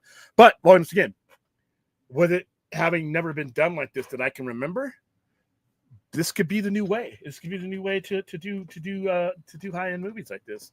So it's going to be interesting to see. But the box office will be interesting to see, just to see what kind of hold it has on people. And people are into it. That's really one of the ways. But at the same time, if with the amount of money that they spent on it, if they broke even, and they understand that this is a long-term investment, then you know what? That's fine. This isn't the only movie in the DCU, hopefully. This is that thing that gets people like us talking in the positive, or you getting your neighbor, hey, have you seen the new Superman movie? And if somebody has seen it and they were blown away, I don't give a fuck if it makes 150 million. Because that person that initially sat out that caused it to be so low, if it is that low, is now in the game. They might go and see it at some point. They might hear what their neighbor said, but I'm broke right now. Guess what? In about a month or a month and a half, it's going to be on so-and-so screaming, but that's still money. That's still a customer. Just because where the customer falls at sometimes, this isn't always going to be where everybody thinks they should. A customer at home on PVOD means as much to me if I'm a studio as a customer in the box office. Because of it's I get the revenue. So I it's gonna be weird to see how much all the stuff has an effect on it. If people have overestimated, if people hyped it up, is it overhyped? I don't know. But this whole $1 billion thing, if it doesn't make $1 billion, it's not a failure. If it breaks even, and if it breaks even and we're just it just sucks and we're just like, oh my God, I had to get up and leave. If we're hearing shit like that, that's a problem. That's a problem. But if it does decent money and the kids are wanting to go back to see it, if it does like 400 even, and then it like gets like the general consensus is what that one first embargo breaking review said, then that's kind of like, okay, now you got a problem on your hands. Yeah, I don't know how true this is. That's a lot. But here's the thing. Whatever you need, whatever is needed, you're not going to get a second chance with this. You're not getting a second chance with this. So whatever you need, whatever you think you need to get this movie where you think it needs to be to get the response, that's it. There's no wrong amount. And this, because I was thinking about this today too, because you've mentioned multiple times where you hope that the conversation that James Gunn had with David Zaslav was, to the effect of, it's like, we're gonna have to ride out the storm here. We're gonna take it in the nuts, et cetera, et cetera. That we need to look at success for this in the long run rather than in immediate terms. And again, I was thinking about it again today. I was like, and yeah, it's like, I mean, that's certainly within the framework of where DC Studios is right now, with where Gunn's starting from. Like, that's the most logical and fair-minded and analytical way to look at it. But that's where, again, I don't mean to be that guy, but again, that's where I always have, my brain always goes to, okay, does David Zaslav strike you as the kind of guy who's thinking that way? There's a possibility. I mean, I ordinarily I would say no, but I'm looking, if they spent anywhere near the rumored amount on this, they have to know that that's not coming back like that. That however much money, obviously you're going to have a profit margin that is going to sink. So what they're doing might lead me to say, yeah, that they're looking at this finally. There's somebody that is running this shit that is looking at it as a marathon and not a sprint. We didn't have that before. They're looking at DC Studios as an investment and not just another Warner Brothers movie. So I have to give them an opportunity to fail before I say. But like I said, that's a lot of money to have to put yourself on the hook to bring back. So you had to have a conversation with somebody that this is an investment. This is the long haul. This is the first step. And like anybody who's ever started a business, you take it, you get hit. Those first 2 years, most businesses don't last 2 years. And you talked about, like, your first 2 years were my first 2 years sucked. Well, not only that, but also because you were like juggling that with receivership at Walmart too. Yeah, I was working at Walmart. I was working at Vons. I would work 40 hours straight, and then go home, sleep for 5 or 6 hours, and get back up and do it again. I was drinking a drink called Capio, which, if you ever seen Schlitz malt liquor, it was 40 ounces. Oh my God, man! 40 ounces of just pure caffeine. I was guzzling those motherfuckers. I know. By the way, William was also a reservist during all of this. Yeah, so I was doing a lot, and I wasn't making any money. But those first 2 years, but then you make adjustments. Things take hold. But when I didn't have brand damage. I was new. What people dismiss is that they did damage to the brand from the Justice League theatrical release on. They did nothing but damage the brand, and to the point where you're having to make a case for people to come back. So and that's including with that's including both releases of Justice League they did damage with, because the first they did damage with, the second one they had a second chance handed to them on a silver platter, and they found a way to do damage with that. Well, hey, if you guys donate and continue to donate, I'll just be able to buy. God, you were what? You were like what, 21 or so when you? When I first opened up, I was 19. Man, I was 18 when I got the business license and started to build the store. I was 19 when I actually opened the store. Because I remember how much I was screwing off when I was like 21. It's like I was definitely not the guy who was like starting my own business at that age. Yeah, every year of my adult life, I've owned a business. So a long time. I was in college then too, but I mean, it's like, yeah, I was definitely, I would have gone under in like 2 weeks, with the kind of just, what I would have brought to the table. Yeah, I was not doing what William was doing at that age.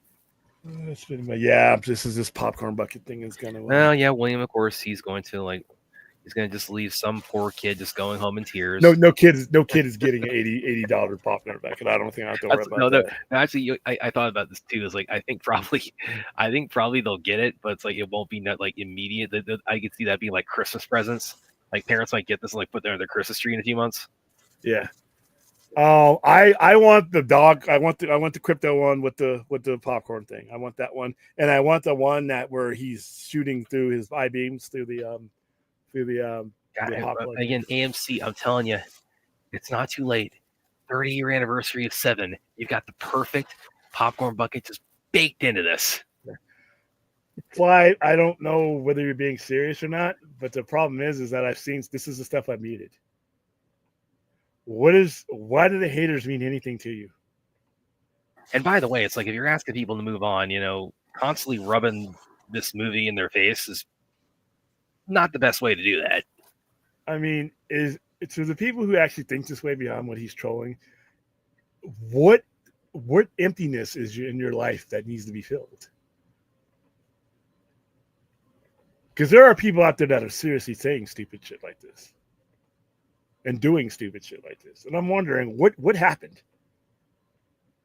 Let's roll it. You one of those people. You probably wondering how I got here. That's the kind of moment we need to have with people who have to make what's whatever someone hates or unhappy about part of their life in any way, shape, or form.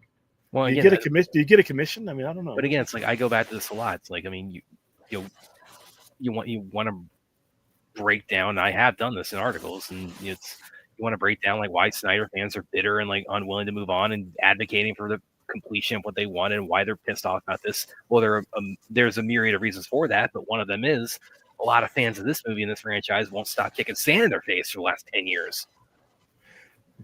By the way, there's all of these guys are easily ignored. If I muted you, how is your sand hitting my face? You know what I mean?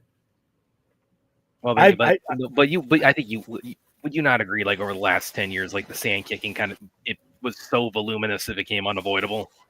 They were kicking it at me too. Hmm. Do you see me conduct myself in a manner that? Yeah, but again, it's like not everybody's going to think the same, identically. We're not all a monolith. No, that's true, but it's possible. The fact that I'm not acting like a fucking fool on the internet, it shows you at least that it's possible, right? But just on the baseline of like asking people just move on, embrace the new thing coming up. Well, I don't.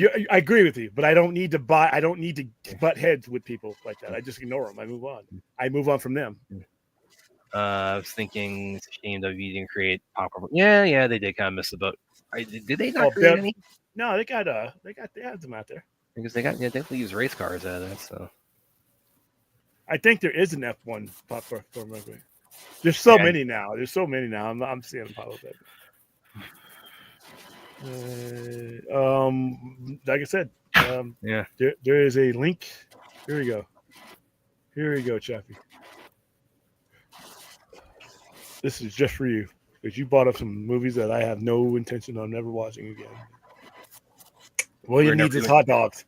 We're never doing Jaws 3 again. What do we? That was I heard that one was almost like on a whim. That was like during like one of our usual like weeknight shows where you decided like situate it for that one. Or like it was like a Tuesday night or something. Yeah, I forgot what it was. And it's like, man, you went off in that chart, like going to the glass part. Same thing I said, when me and my old man saw it in the theater, it was such a disappointing ripoff. And there are better 3D movies being made at that time. That's what's I would have absolutely no clue about Snyder Bros. Or Snyderverse. And to be honest with you, most of the people that end up on people's thumbnails, like there's a certain group of people that have gone a little bit, further than most. You know how I found out about some of those people? Through other people's streams. All right? I mean, that tells you something. I found a way to have most of my existence. If it hadn't have been for other people in the space that they live in their head, I wouldn't have even known about some of these people because I damn sure wasn't going to seek them out. And some of them, to be honest with you, I don't have an issue. Some of them who have made like their entire YouTube careers out of like putting people in their thumbnails and just bitching about them for 2 hours straight. Yeah, I'm not. This is not that show. I mean, I'm not going to tell people how to run their channel, but I'm not going to do it here. And once again, if I cannot engage with them, that shows you that it's humanly possible not to. So when you say, "Well, I can't stand these people," why? You chose to engage. You let them in your head, and now they've set up camp. They got the microwave going. They got the waterbed in there. They got their own set of clothes in there because you let them in. You just couldn't resist responding to them. You had to click. You had to click on there, and you had to reply. Whose fault is that? Get called all kinds of shit on a daily basis. You know how many I've responded to them? Almost none of them. So I can blame the person who's kicking the sand in their face, or I can ask better of the person who hangs around for it. When it comes to like conflicts like that, like I always kind of look at it like two different ways. Like, yeah, you don't have to take the bait, but the person who put the bait out there still put the bait out there. So it's not like you're blameless if you're the one baiting. Yeah, but like I said, it's not. You can. It is blameless because without you engaging with that person, where are they? Saying a product isn't meant for an audience is not good, and writing off criticism that audience is.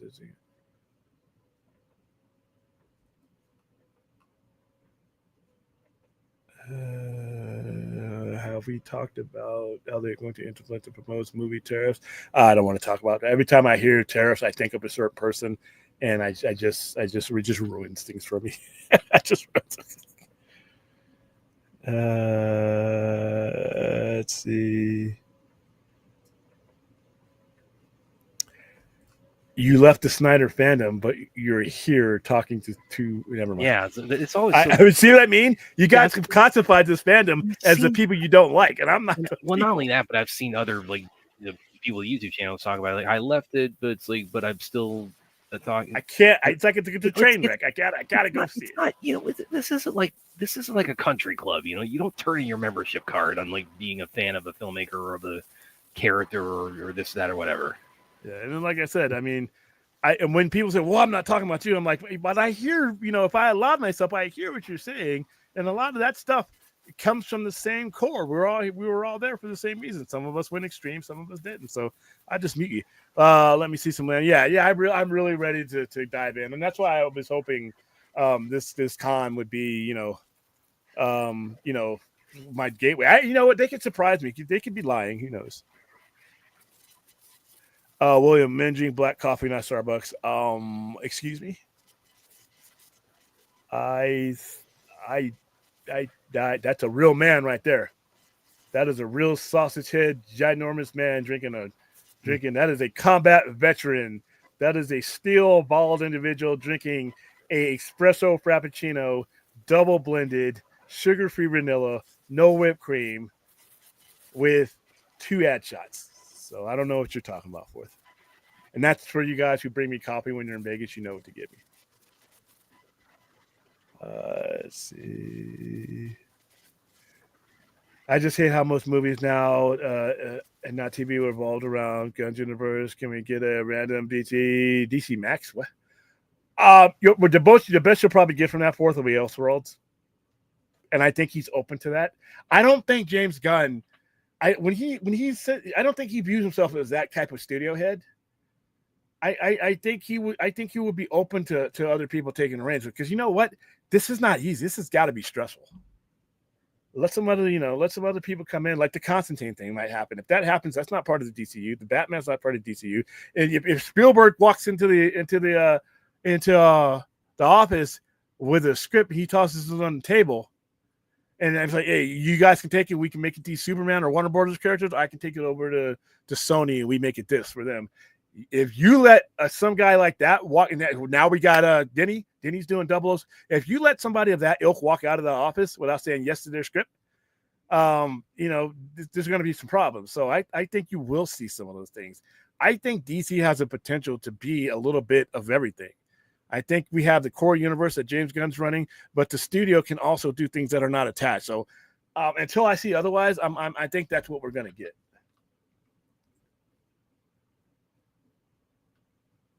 Oh, I was there. It was. I was there. Oh, it was at its worst in the the 2015 to 20 probably 18 to 19 period. That was in the midst of like BBS coming out, and then the Snyder Cut campaign and Civil War and Infinity War and Endgame all being released concurrently with that. So that doesn't even roll off the tongue, dude. That doesn't even, you can't even, when you say it, it doesn't have the, you can't even say that cool. I don't know. My father. That doesn't sound. It's like, you know how you put that? Because it's like High Father, from New Genesis. It's one of the New Gods. Yeah, no.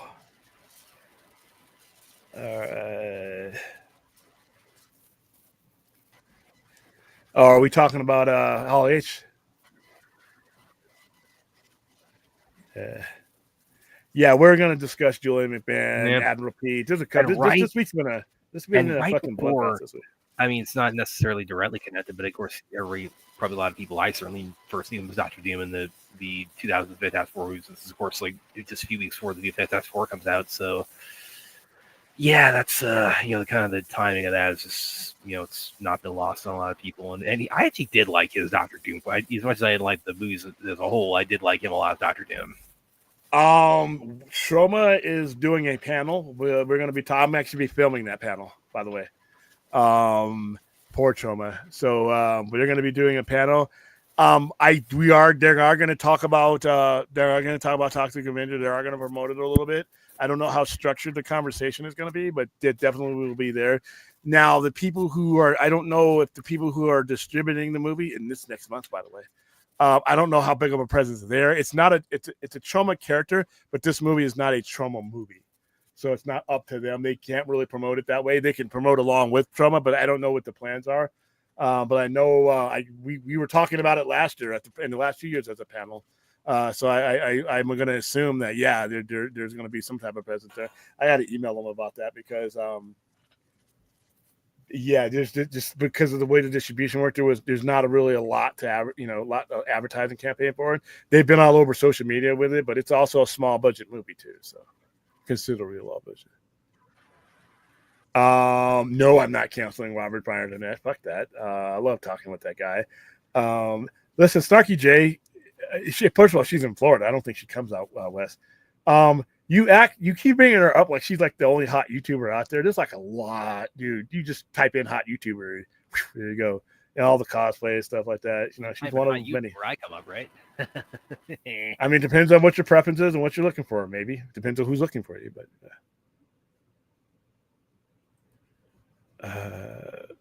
Fantasy. It really is. It really is. And like I said, I now out of all the people, whether a movie does well at the box office will benefit me before anybody else, because like I said, if we're talking crypto, that means we're selling crypto. Well, I mean, if you're a fan, it benefits you in the sense that the studio, if it does well, the studio is inclined to make more of what you like. But that's about the extent of it. That's it. That's it. But that's not how a lot of these guys are looking at it. They're looking at it as, see, this movie made, They're not looking at it towards the studio saying, wow, okay, we should get more of this, right? They're looking at, it's a movie made. Stop it. Like I said, you did not get it. If you got a direct deposit from these studios, I want to see it. But at least I get free posters and shirts. I got all kinds of stuff they're going to give me. I got the Superman shirts, which I will not wear. I will not wear that shirt. Yeah, I mean, I got crypto buttons people to buy. I got crypto Funko Pop food. What's like the? I mean, I'm assuming like this week is when you kind of like your Superman merchandise is kind of at its peak, right? It'll be at the peak up to, and then a week afterwards, depending on what kind of legs the movie has. It'll take a spike too when it hits HBO Max, because then the families who did not get the chance to see it. Well, also because then you're gonna like 2 weeks later, you're gonna kind of shift your focus to Fantastic Four, right? Yeah. Well, okay. So merchandise wise, I'm not going to shift my merchandise. I'm going to shift it wherever it's selling. Okay. So I'm going to have it all there, but if whatever sells more is what I'm going to focus on and reorder. There's Superman should outsell Fantastic Four because of crypto alone. Out of all the things that are going to sell for Superman, the good 50% of them, it's going to be solely associated with crypto because of the family dynamic and the kids. I see Fantastic Four doing well, but that dog is going to make a huge difference revenue wise. But for me, when it comes to Fantastic Four, I have Fantastic Four comics, the reprints. I just posted the Coming of Galactus, the third part that just came out. So what it's going to do for the Fantastic Four, it's just going to create an awareness on an awareness level, whereas Superman does it on an outright raw merchandising level. You can monetize both. If you're coming into my store talking about Fantastic Four, I will take care of the rest. But a lot of people are going to be directly coming in. They see crypto, bam, that's it. There's no conversation needed. So it's a different way, but they're all gonna have their cycle. Yeah, Kmart was cool until they got different board of directors and some of it they started embezzling money too. So okay, you guys are having your own. I'm gonna leave you guys to have that conversation between yourself. Yeah, GameStop used to be a customer friendly thing. I know I would hear people coming into GameStop and they felt like they were treasured there because they wanted people to come back either to buy or trade. Once they tightened everything and then things became a number, look what happened to GameStop. So they failed to see that, William. They're so focused on Sanders being the losing side. Yeah, and I don't even know why he even focused on that. I mean, my thing is be selfish when it comes to these movies. What is in it for you, happiness wise? You're going to the movies. It is like I said, the 3Ms. If you're going to the movies out for any other reason besides your moment, your memory, and you're spending your money, I feel bad for you. I feel bad for you. So yeah. Hi, protests. And plus, I mean, that is up to the customer. That is up to the person. I can't identify that for you. I mean, if they're engaging in self-harm, then maybe, but otherwise, I'd say that's the line. Yeah. How did that make? How much that make? That's another movie I didn't see. I'm not going to see. I didn't see the cartoon or the animated version. I have to look that up. How to Train Your Dragon is what 600, whatever. But How to Train Your Dragon is coming from a trusted brand too. So I mean, right now DC is not necessarily a trusted brand. So, that's another thing. It doesn't matter how good the movie is. Sometimes if you damage your brand, you got to make a case for those people to come back. That might be to a lesser degree with this time around.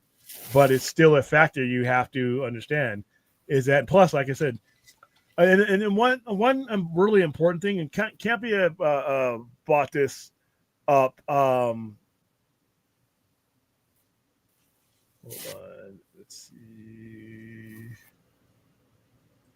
How to Train Your Dragon is at 471 million. I thought it went a lot more than that.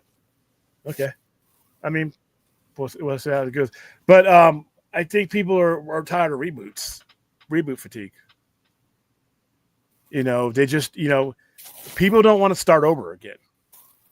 People look at their lives, everything that's going on in their lives, and all the things that they're played, and people just don't have the time to start over again.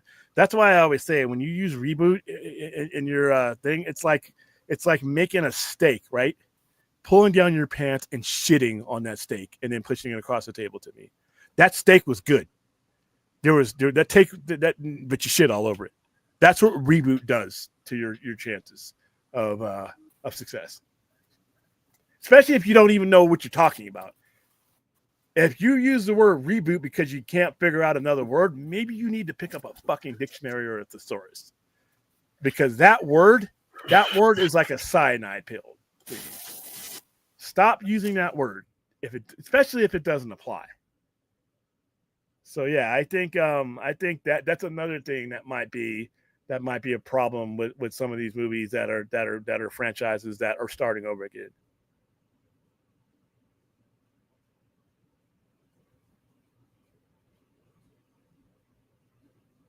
The customer at home. If we're talking about PVOD, yeah. If you're watching my movie in a theater or at your house, I'm still getting paid. Actually get more from your house. I'm afraid that too many are putting all the weight on this movie. I've been looking for past this movie because what's possible. That's already motion. Superman doesn't need to be. It really. I mean, I think it needs to be good. I don't think it needs to be a super duper blockbuster. I don't think everything should hinge on this one movie. If you're building a universe, then build the universe. Don't panic like the other clowns did. But yeah, I think that people are putting this so that it needs to be the end all be all. No, it just needs to be. It needs to be good enough to make you feel like you want to come back. All right, we are at 156. All right, Change Your Dragon. Like I said, we're going to skip all the Change Your Dragons.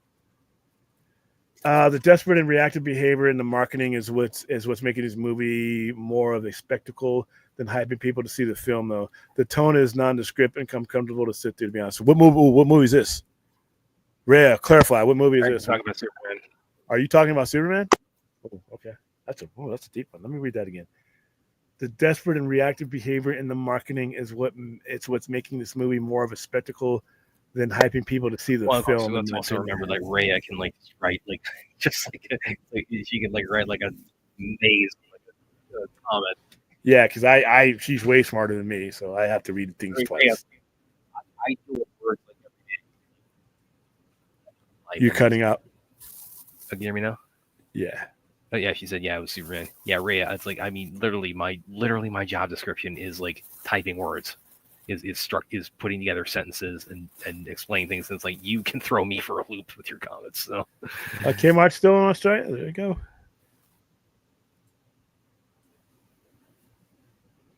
When I worked for GameStop, it was like social gathering spot. We just kick it and customers and talk about games. Now it just feels like employees under constant surveillance. I see that, and I see that in a lot of places. I see that in a lot of contemporary comic book stores, to where, listen, you got to talk to your customer. They gotta feel like they're in a place that they belong. They have to feel, before they reach into their wallet and do anything, they have to feel like this is somebody I can talk to. This is somebody whose opinion, that even if I don't necessarily agree what he says, puts me on the road to exploration. That's what you want them to do. You don't want to tell them exactly what to do, but you want to aim. You want to have a good enough conversation to let them go off into the wild and do their own thing. You know, you can start them off, but you can't. Like I said, when a customer comes in the store, hey, welcome to the Sci-Fi Center. My name is William. And I start the conversation. Anything I can help you find. You get them to open up. A lot of people are wandering through. They don't feel comfortable with saying anything or asking questions. And you just gotta, once you turn into that person, that's just, that person's gonna, you just assume that the person's just when they walk through your door is gonna go grab something off the counter and come through. You gotta engage with the people. You see them picking up a pop figure. If I see you picking up an Invincible pop figure, I'm going to ask you, hey, what did you think about, hey, I have Invincible volumes over there. Make them feel comfortable. You don't have to push it on them, but make them feel like they belong there, that I'm glad I walked into this place. And don't rush them out the door either. I've had customers that talk for hours on end. Sometimes the customer spent like $12 and we use there for 2 hours. But along the line, hey, they feel comfortable with you. They're going to be back. And they won't always be $12. Lone Warrior Comics in San Bernardino. I spent hours. I told you guys that place was open up at 11:30 and closed at 6. I was there with my geeks and our we were sitting down talking comics for 6 hours, 7 hours. Same thing with Magic the Gathering. Some places, they just wanted your money, and they never held tournaments and stuff like that. When Magic was at its height, dude, we were throwing all nighters with Magic the Gathering because it was customer engagement. So yeah, once it becomes a number, and once you start actually, they don't feel like they're home, they won't come back again. Or your place becomes like the other place, and it makes it easier for them to leave. Now I just asked him if I could interview him, and he said yeah. It's like when I asked him if he could come on the show, he said yeah. He's really cool. He's really open. He goes across the spectrum. So, I am waiting to that. But like I said, that word alone is not a good word to use. I don't know what James Gunn is doing until I see especially until I see how this whole Universal thing. Because like I said, he may just say, what I'm working on right now, what I'm directly working on with these stories is the core universe. But there's possibilities for other things. And if he's doing that, then it's a realignment. He's realigning his priorities to what he's currently working on. But that doesn't kill everything else. That would negate a term like reboot. Reboot is when you're just blowing everything up and starting. He was part of the things that he's blowing up. He's not blowing up everything. So we already know that for a fact. So we're just going to have to see how it plays out.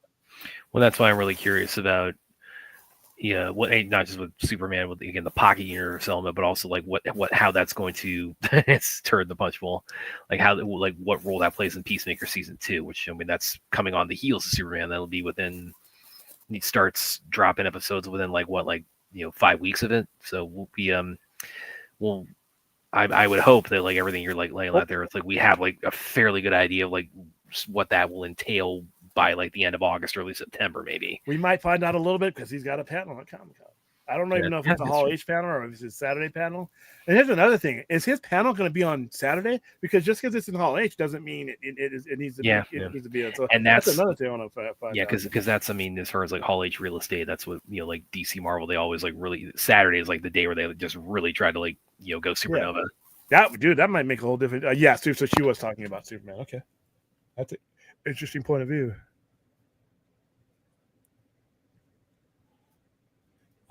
Dude, is this dating advice? I don't give dating advice. I mean, I'm not qualified, to be honest with you. Or comic advice. So since it's comic advice, I think that we can do that. Make them feel comfortable. Don't rush them out the door. And no, but when you go into a place and the atmosphere is just straight up retail. Just straight up.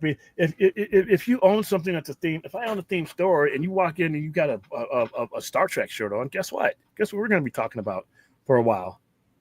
If you come in with a wrestling shirt, not just for a while, forever, we're going to be talking about. I'm showing you to my belts.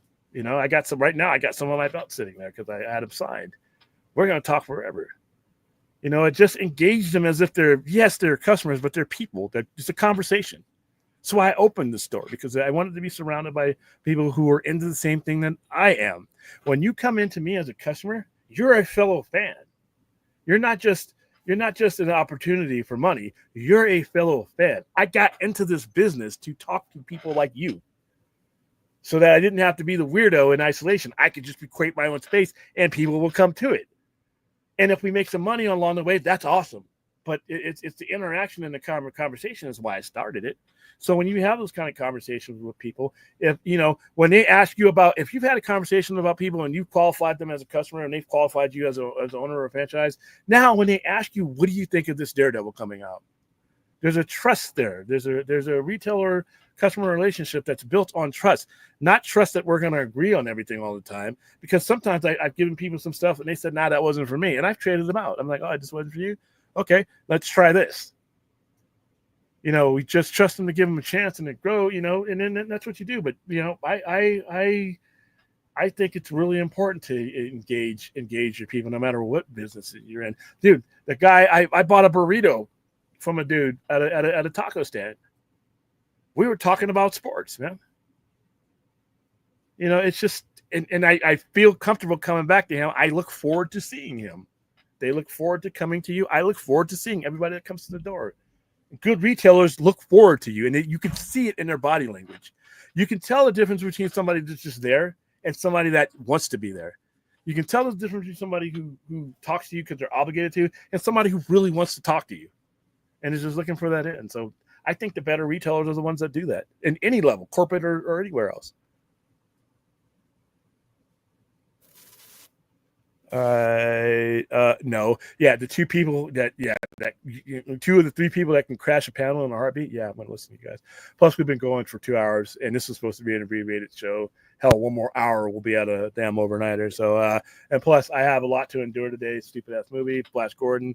I will make those events today to get those done. But like I said, like, subscribe, donate if you want to.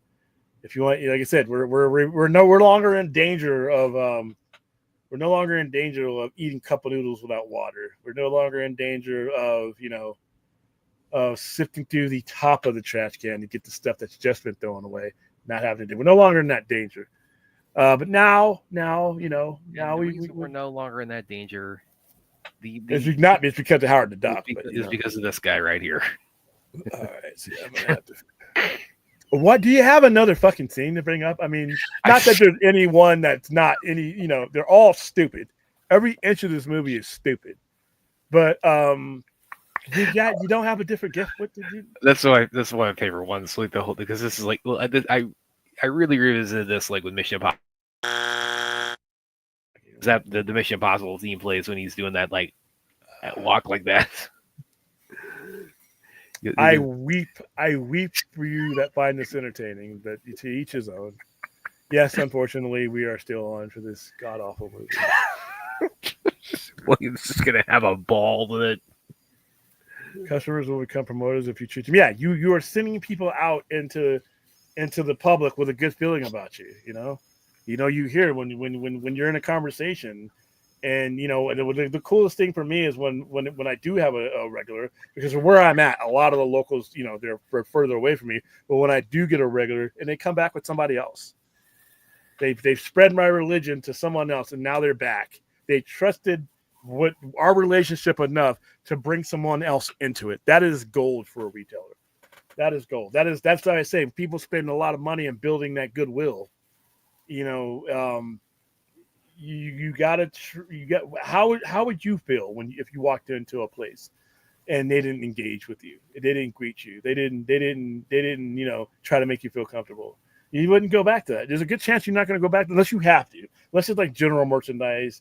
But even then, Kmart was general merchandise, and they took it to a different route. Customers became just a stock option to them, and that's what happened. So, all right.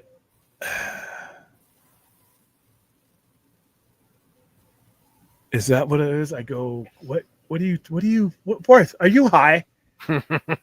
Yeah, I mean, I need these sentences need to make sense. What are you trying to say to me? Oh, I went corporate. So I'm not corporate. I'm not big enough to go corporate. If you realize you look at the corporations that are ran right, the corporate mentality is the same thing. If you're running a yard sale a certain way, it's the same dynamics. You have to make that person walking up to your yard sale. If you just sit on your ass while he looks at the stuff, you're not going to sell shit unless he really needs something that he saw passing. But when you engage somebody, you open up the conversation, because a lot of people by nature feel apprehensive about asking for help in these places. You open that door, you start the conversation, and now they feel better. They feel easier about you. So, and that's not a corporate mentality. That's a retail. That's everywhere. I walk up to your taco stand and I'm looking at the menu. What's a good person behind that stand going to do? If you have you got to read the body language. If I'm looking like this is all new to me, I don't know what the chorizo. I don't know what it is. I'm just throwing that out there. Most good food guys are going to recommend something. They'll call. Hey, how hungry are you? Oh, I'm starving. Okay, let's get this burrito. Oh, this is just a lunch break. I just need something to get me to the name. And now let's look at this. You start asking qualifying questions. Okay, what kind of shirt are they wearing? Granted, there have been people that come in my store wearing Edmonton Oilers shirts, and it gets crazy, but it's fun. It's all done in fun. But just use those type of things to talk to people. People walked up to me, oh, that's a great Flash shirt. I'm like, no, sir, it's not the Flash, it's Shazam. Then I walk them over to the Shazam. Hey, this is him. Now something goofy like that is an opening. They're no longer just some person just walking around your store just to walk out. You've engaged with that person. That changes everything, man. Engagement changes everything, and that's for the movie business. Any of that, and all the businesses that you've seen fail in the last 25 years, all the businesses that you've seen turned over for like cheap money and like less value, they all turned their customer into something than an engagement or than a conversation and an opportunity to grow. They just became numbers, and we didn't make enough money, so that means those fans didn't mean anything. You don't want to do that. William Zaslav, no, it's not me. I don't have. I'm $200 less million to. I can't survive without it. I'm dead without this in all my walks of life. If I don't have that mentality, I'm dead. I'm one of the smallest places in town. I can be outspent. I can be out glorified. I can be out, out designed. But this is one thing whenever somebody asks me, how I stay in and how I'm still at it. Once your competitors will always have the prettier stuff. Sometimes they'll always have the nicer this and nicer that. I'm in a building that's like 70 years old with leaky roofs and bad cable, but they come into each and every one of these places for the person behind the counter.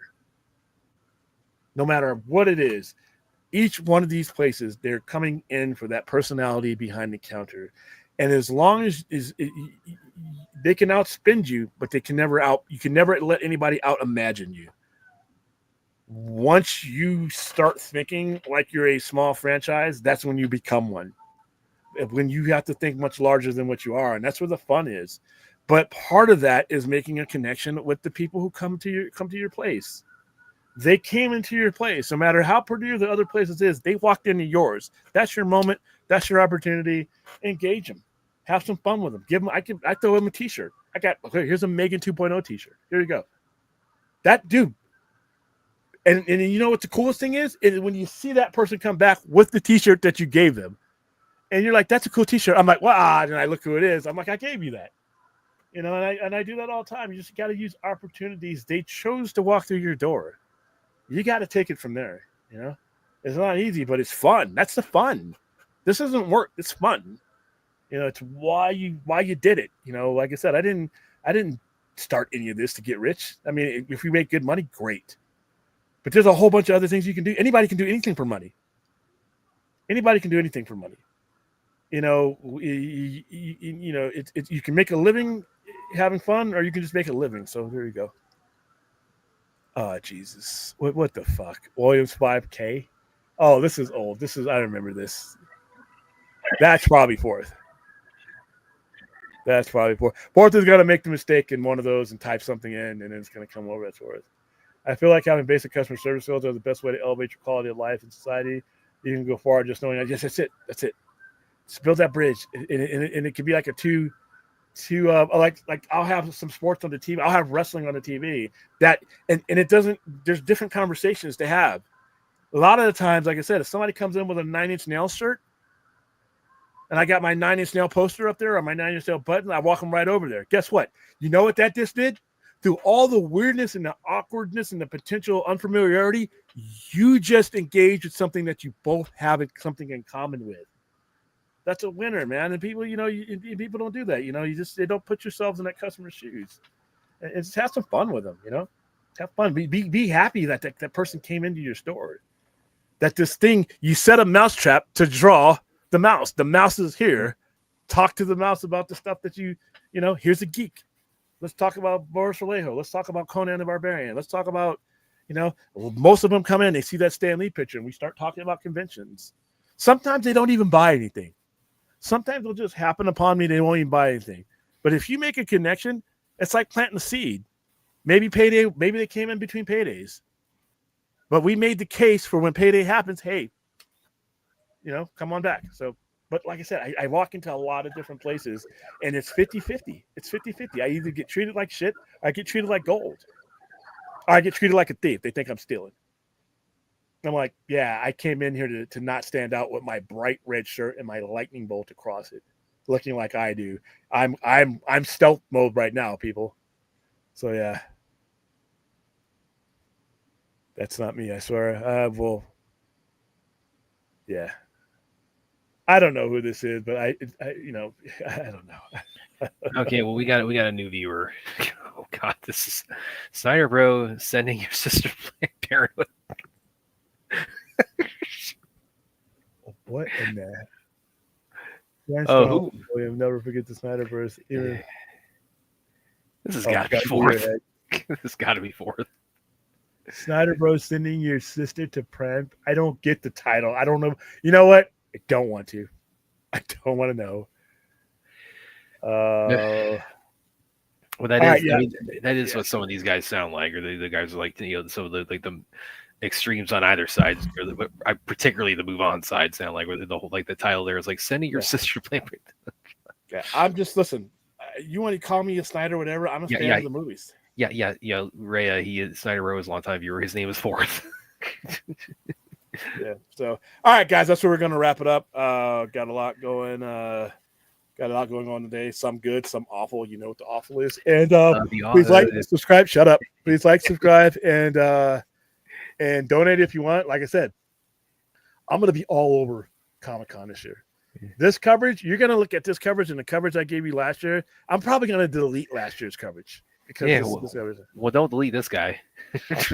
No, we're going to forget. Yeah. That really fucked up my Hall H. It didn't fuck it up, but it really made it to where I couldn't. There's some stuff I wanted to do offsite last year, but I couldn't. As soon as I left Hall H, I had to go get my stuff. It's just a mess. All right, guys, like, subscribe, share. Yeah. We will see you later on this afternoon. See you for this comedy classic, and it might be a good idea to grab a burger right before you see it. I had to get that last one in. The jokes in Ace Ventura are just as bad as Brad's bad dad. See, the problem is we don't have an audience to boo Brad off the stage. That's what we need. We need to, you know what? I think I'll find a boo drop. There you go. All right, see y'all later.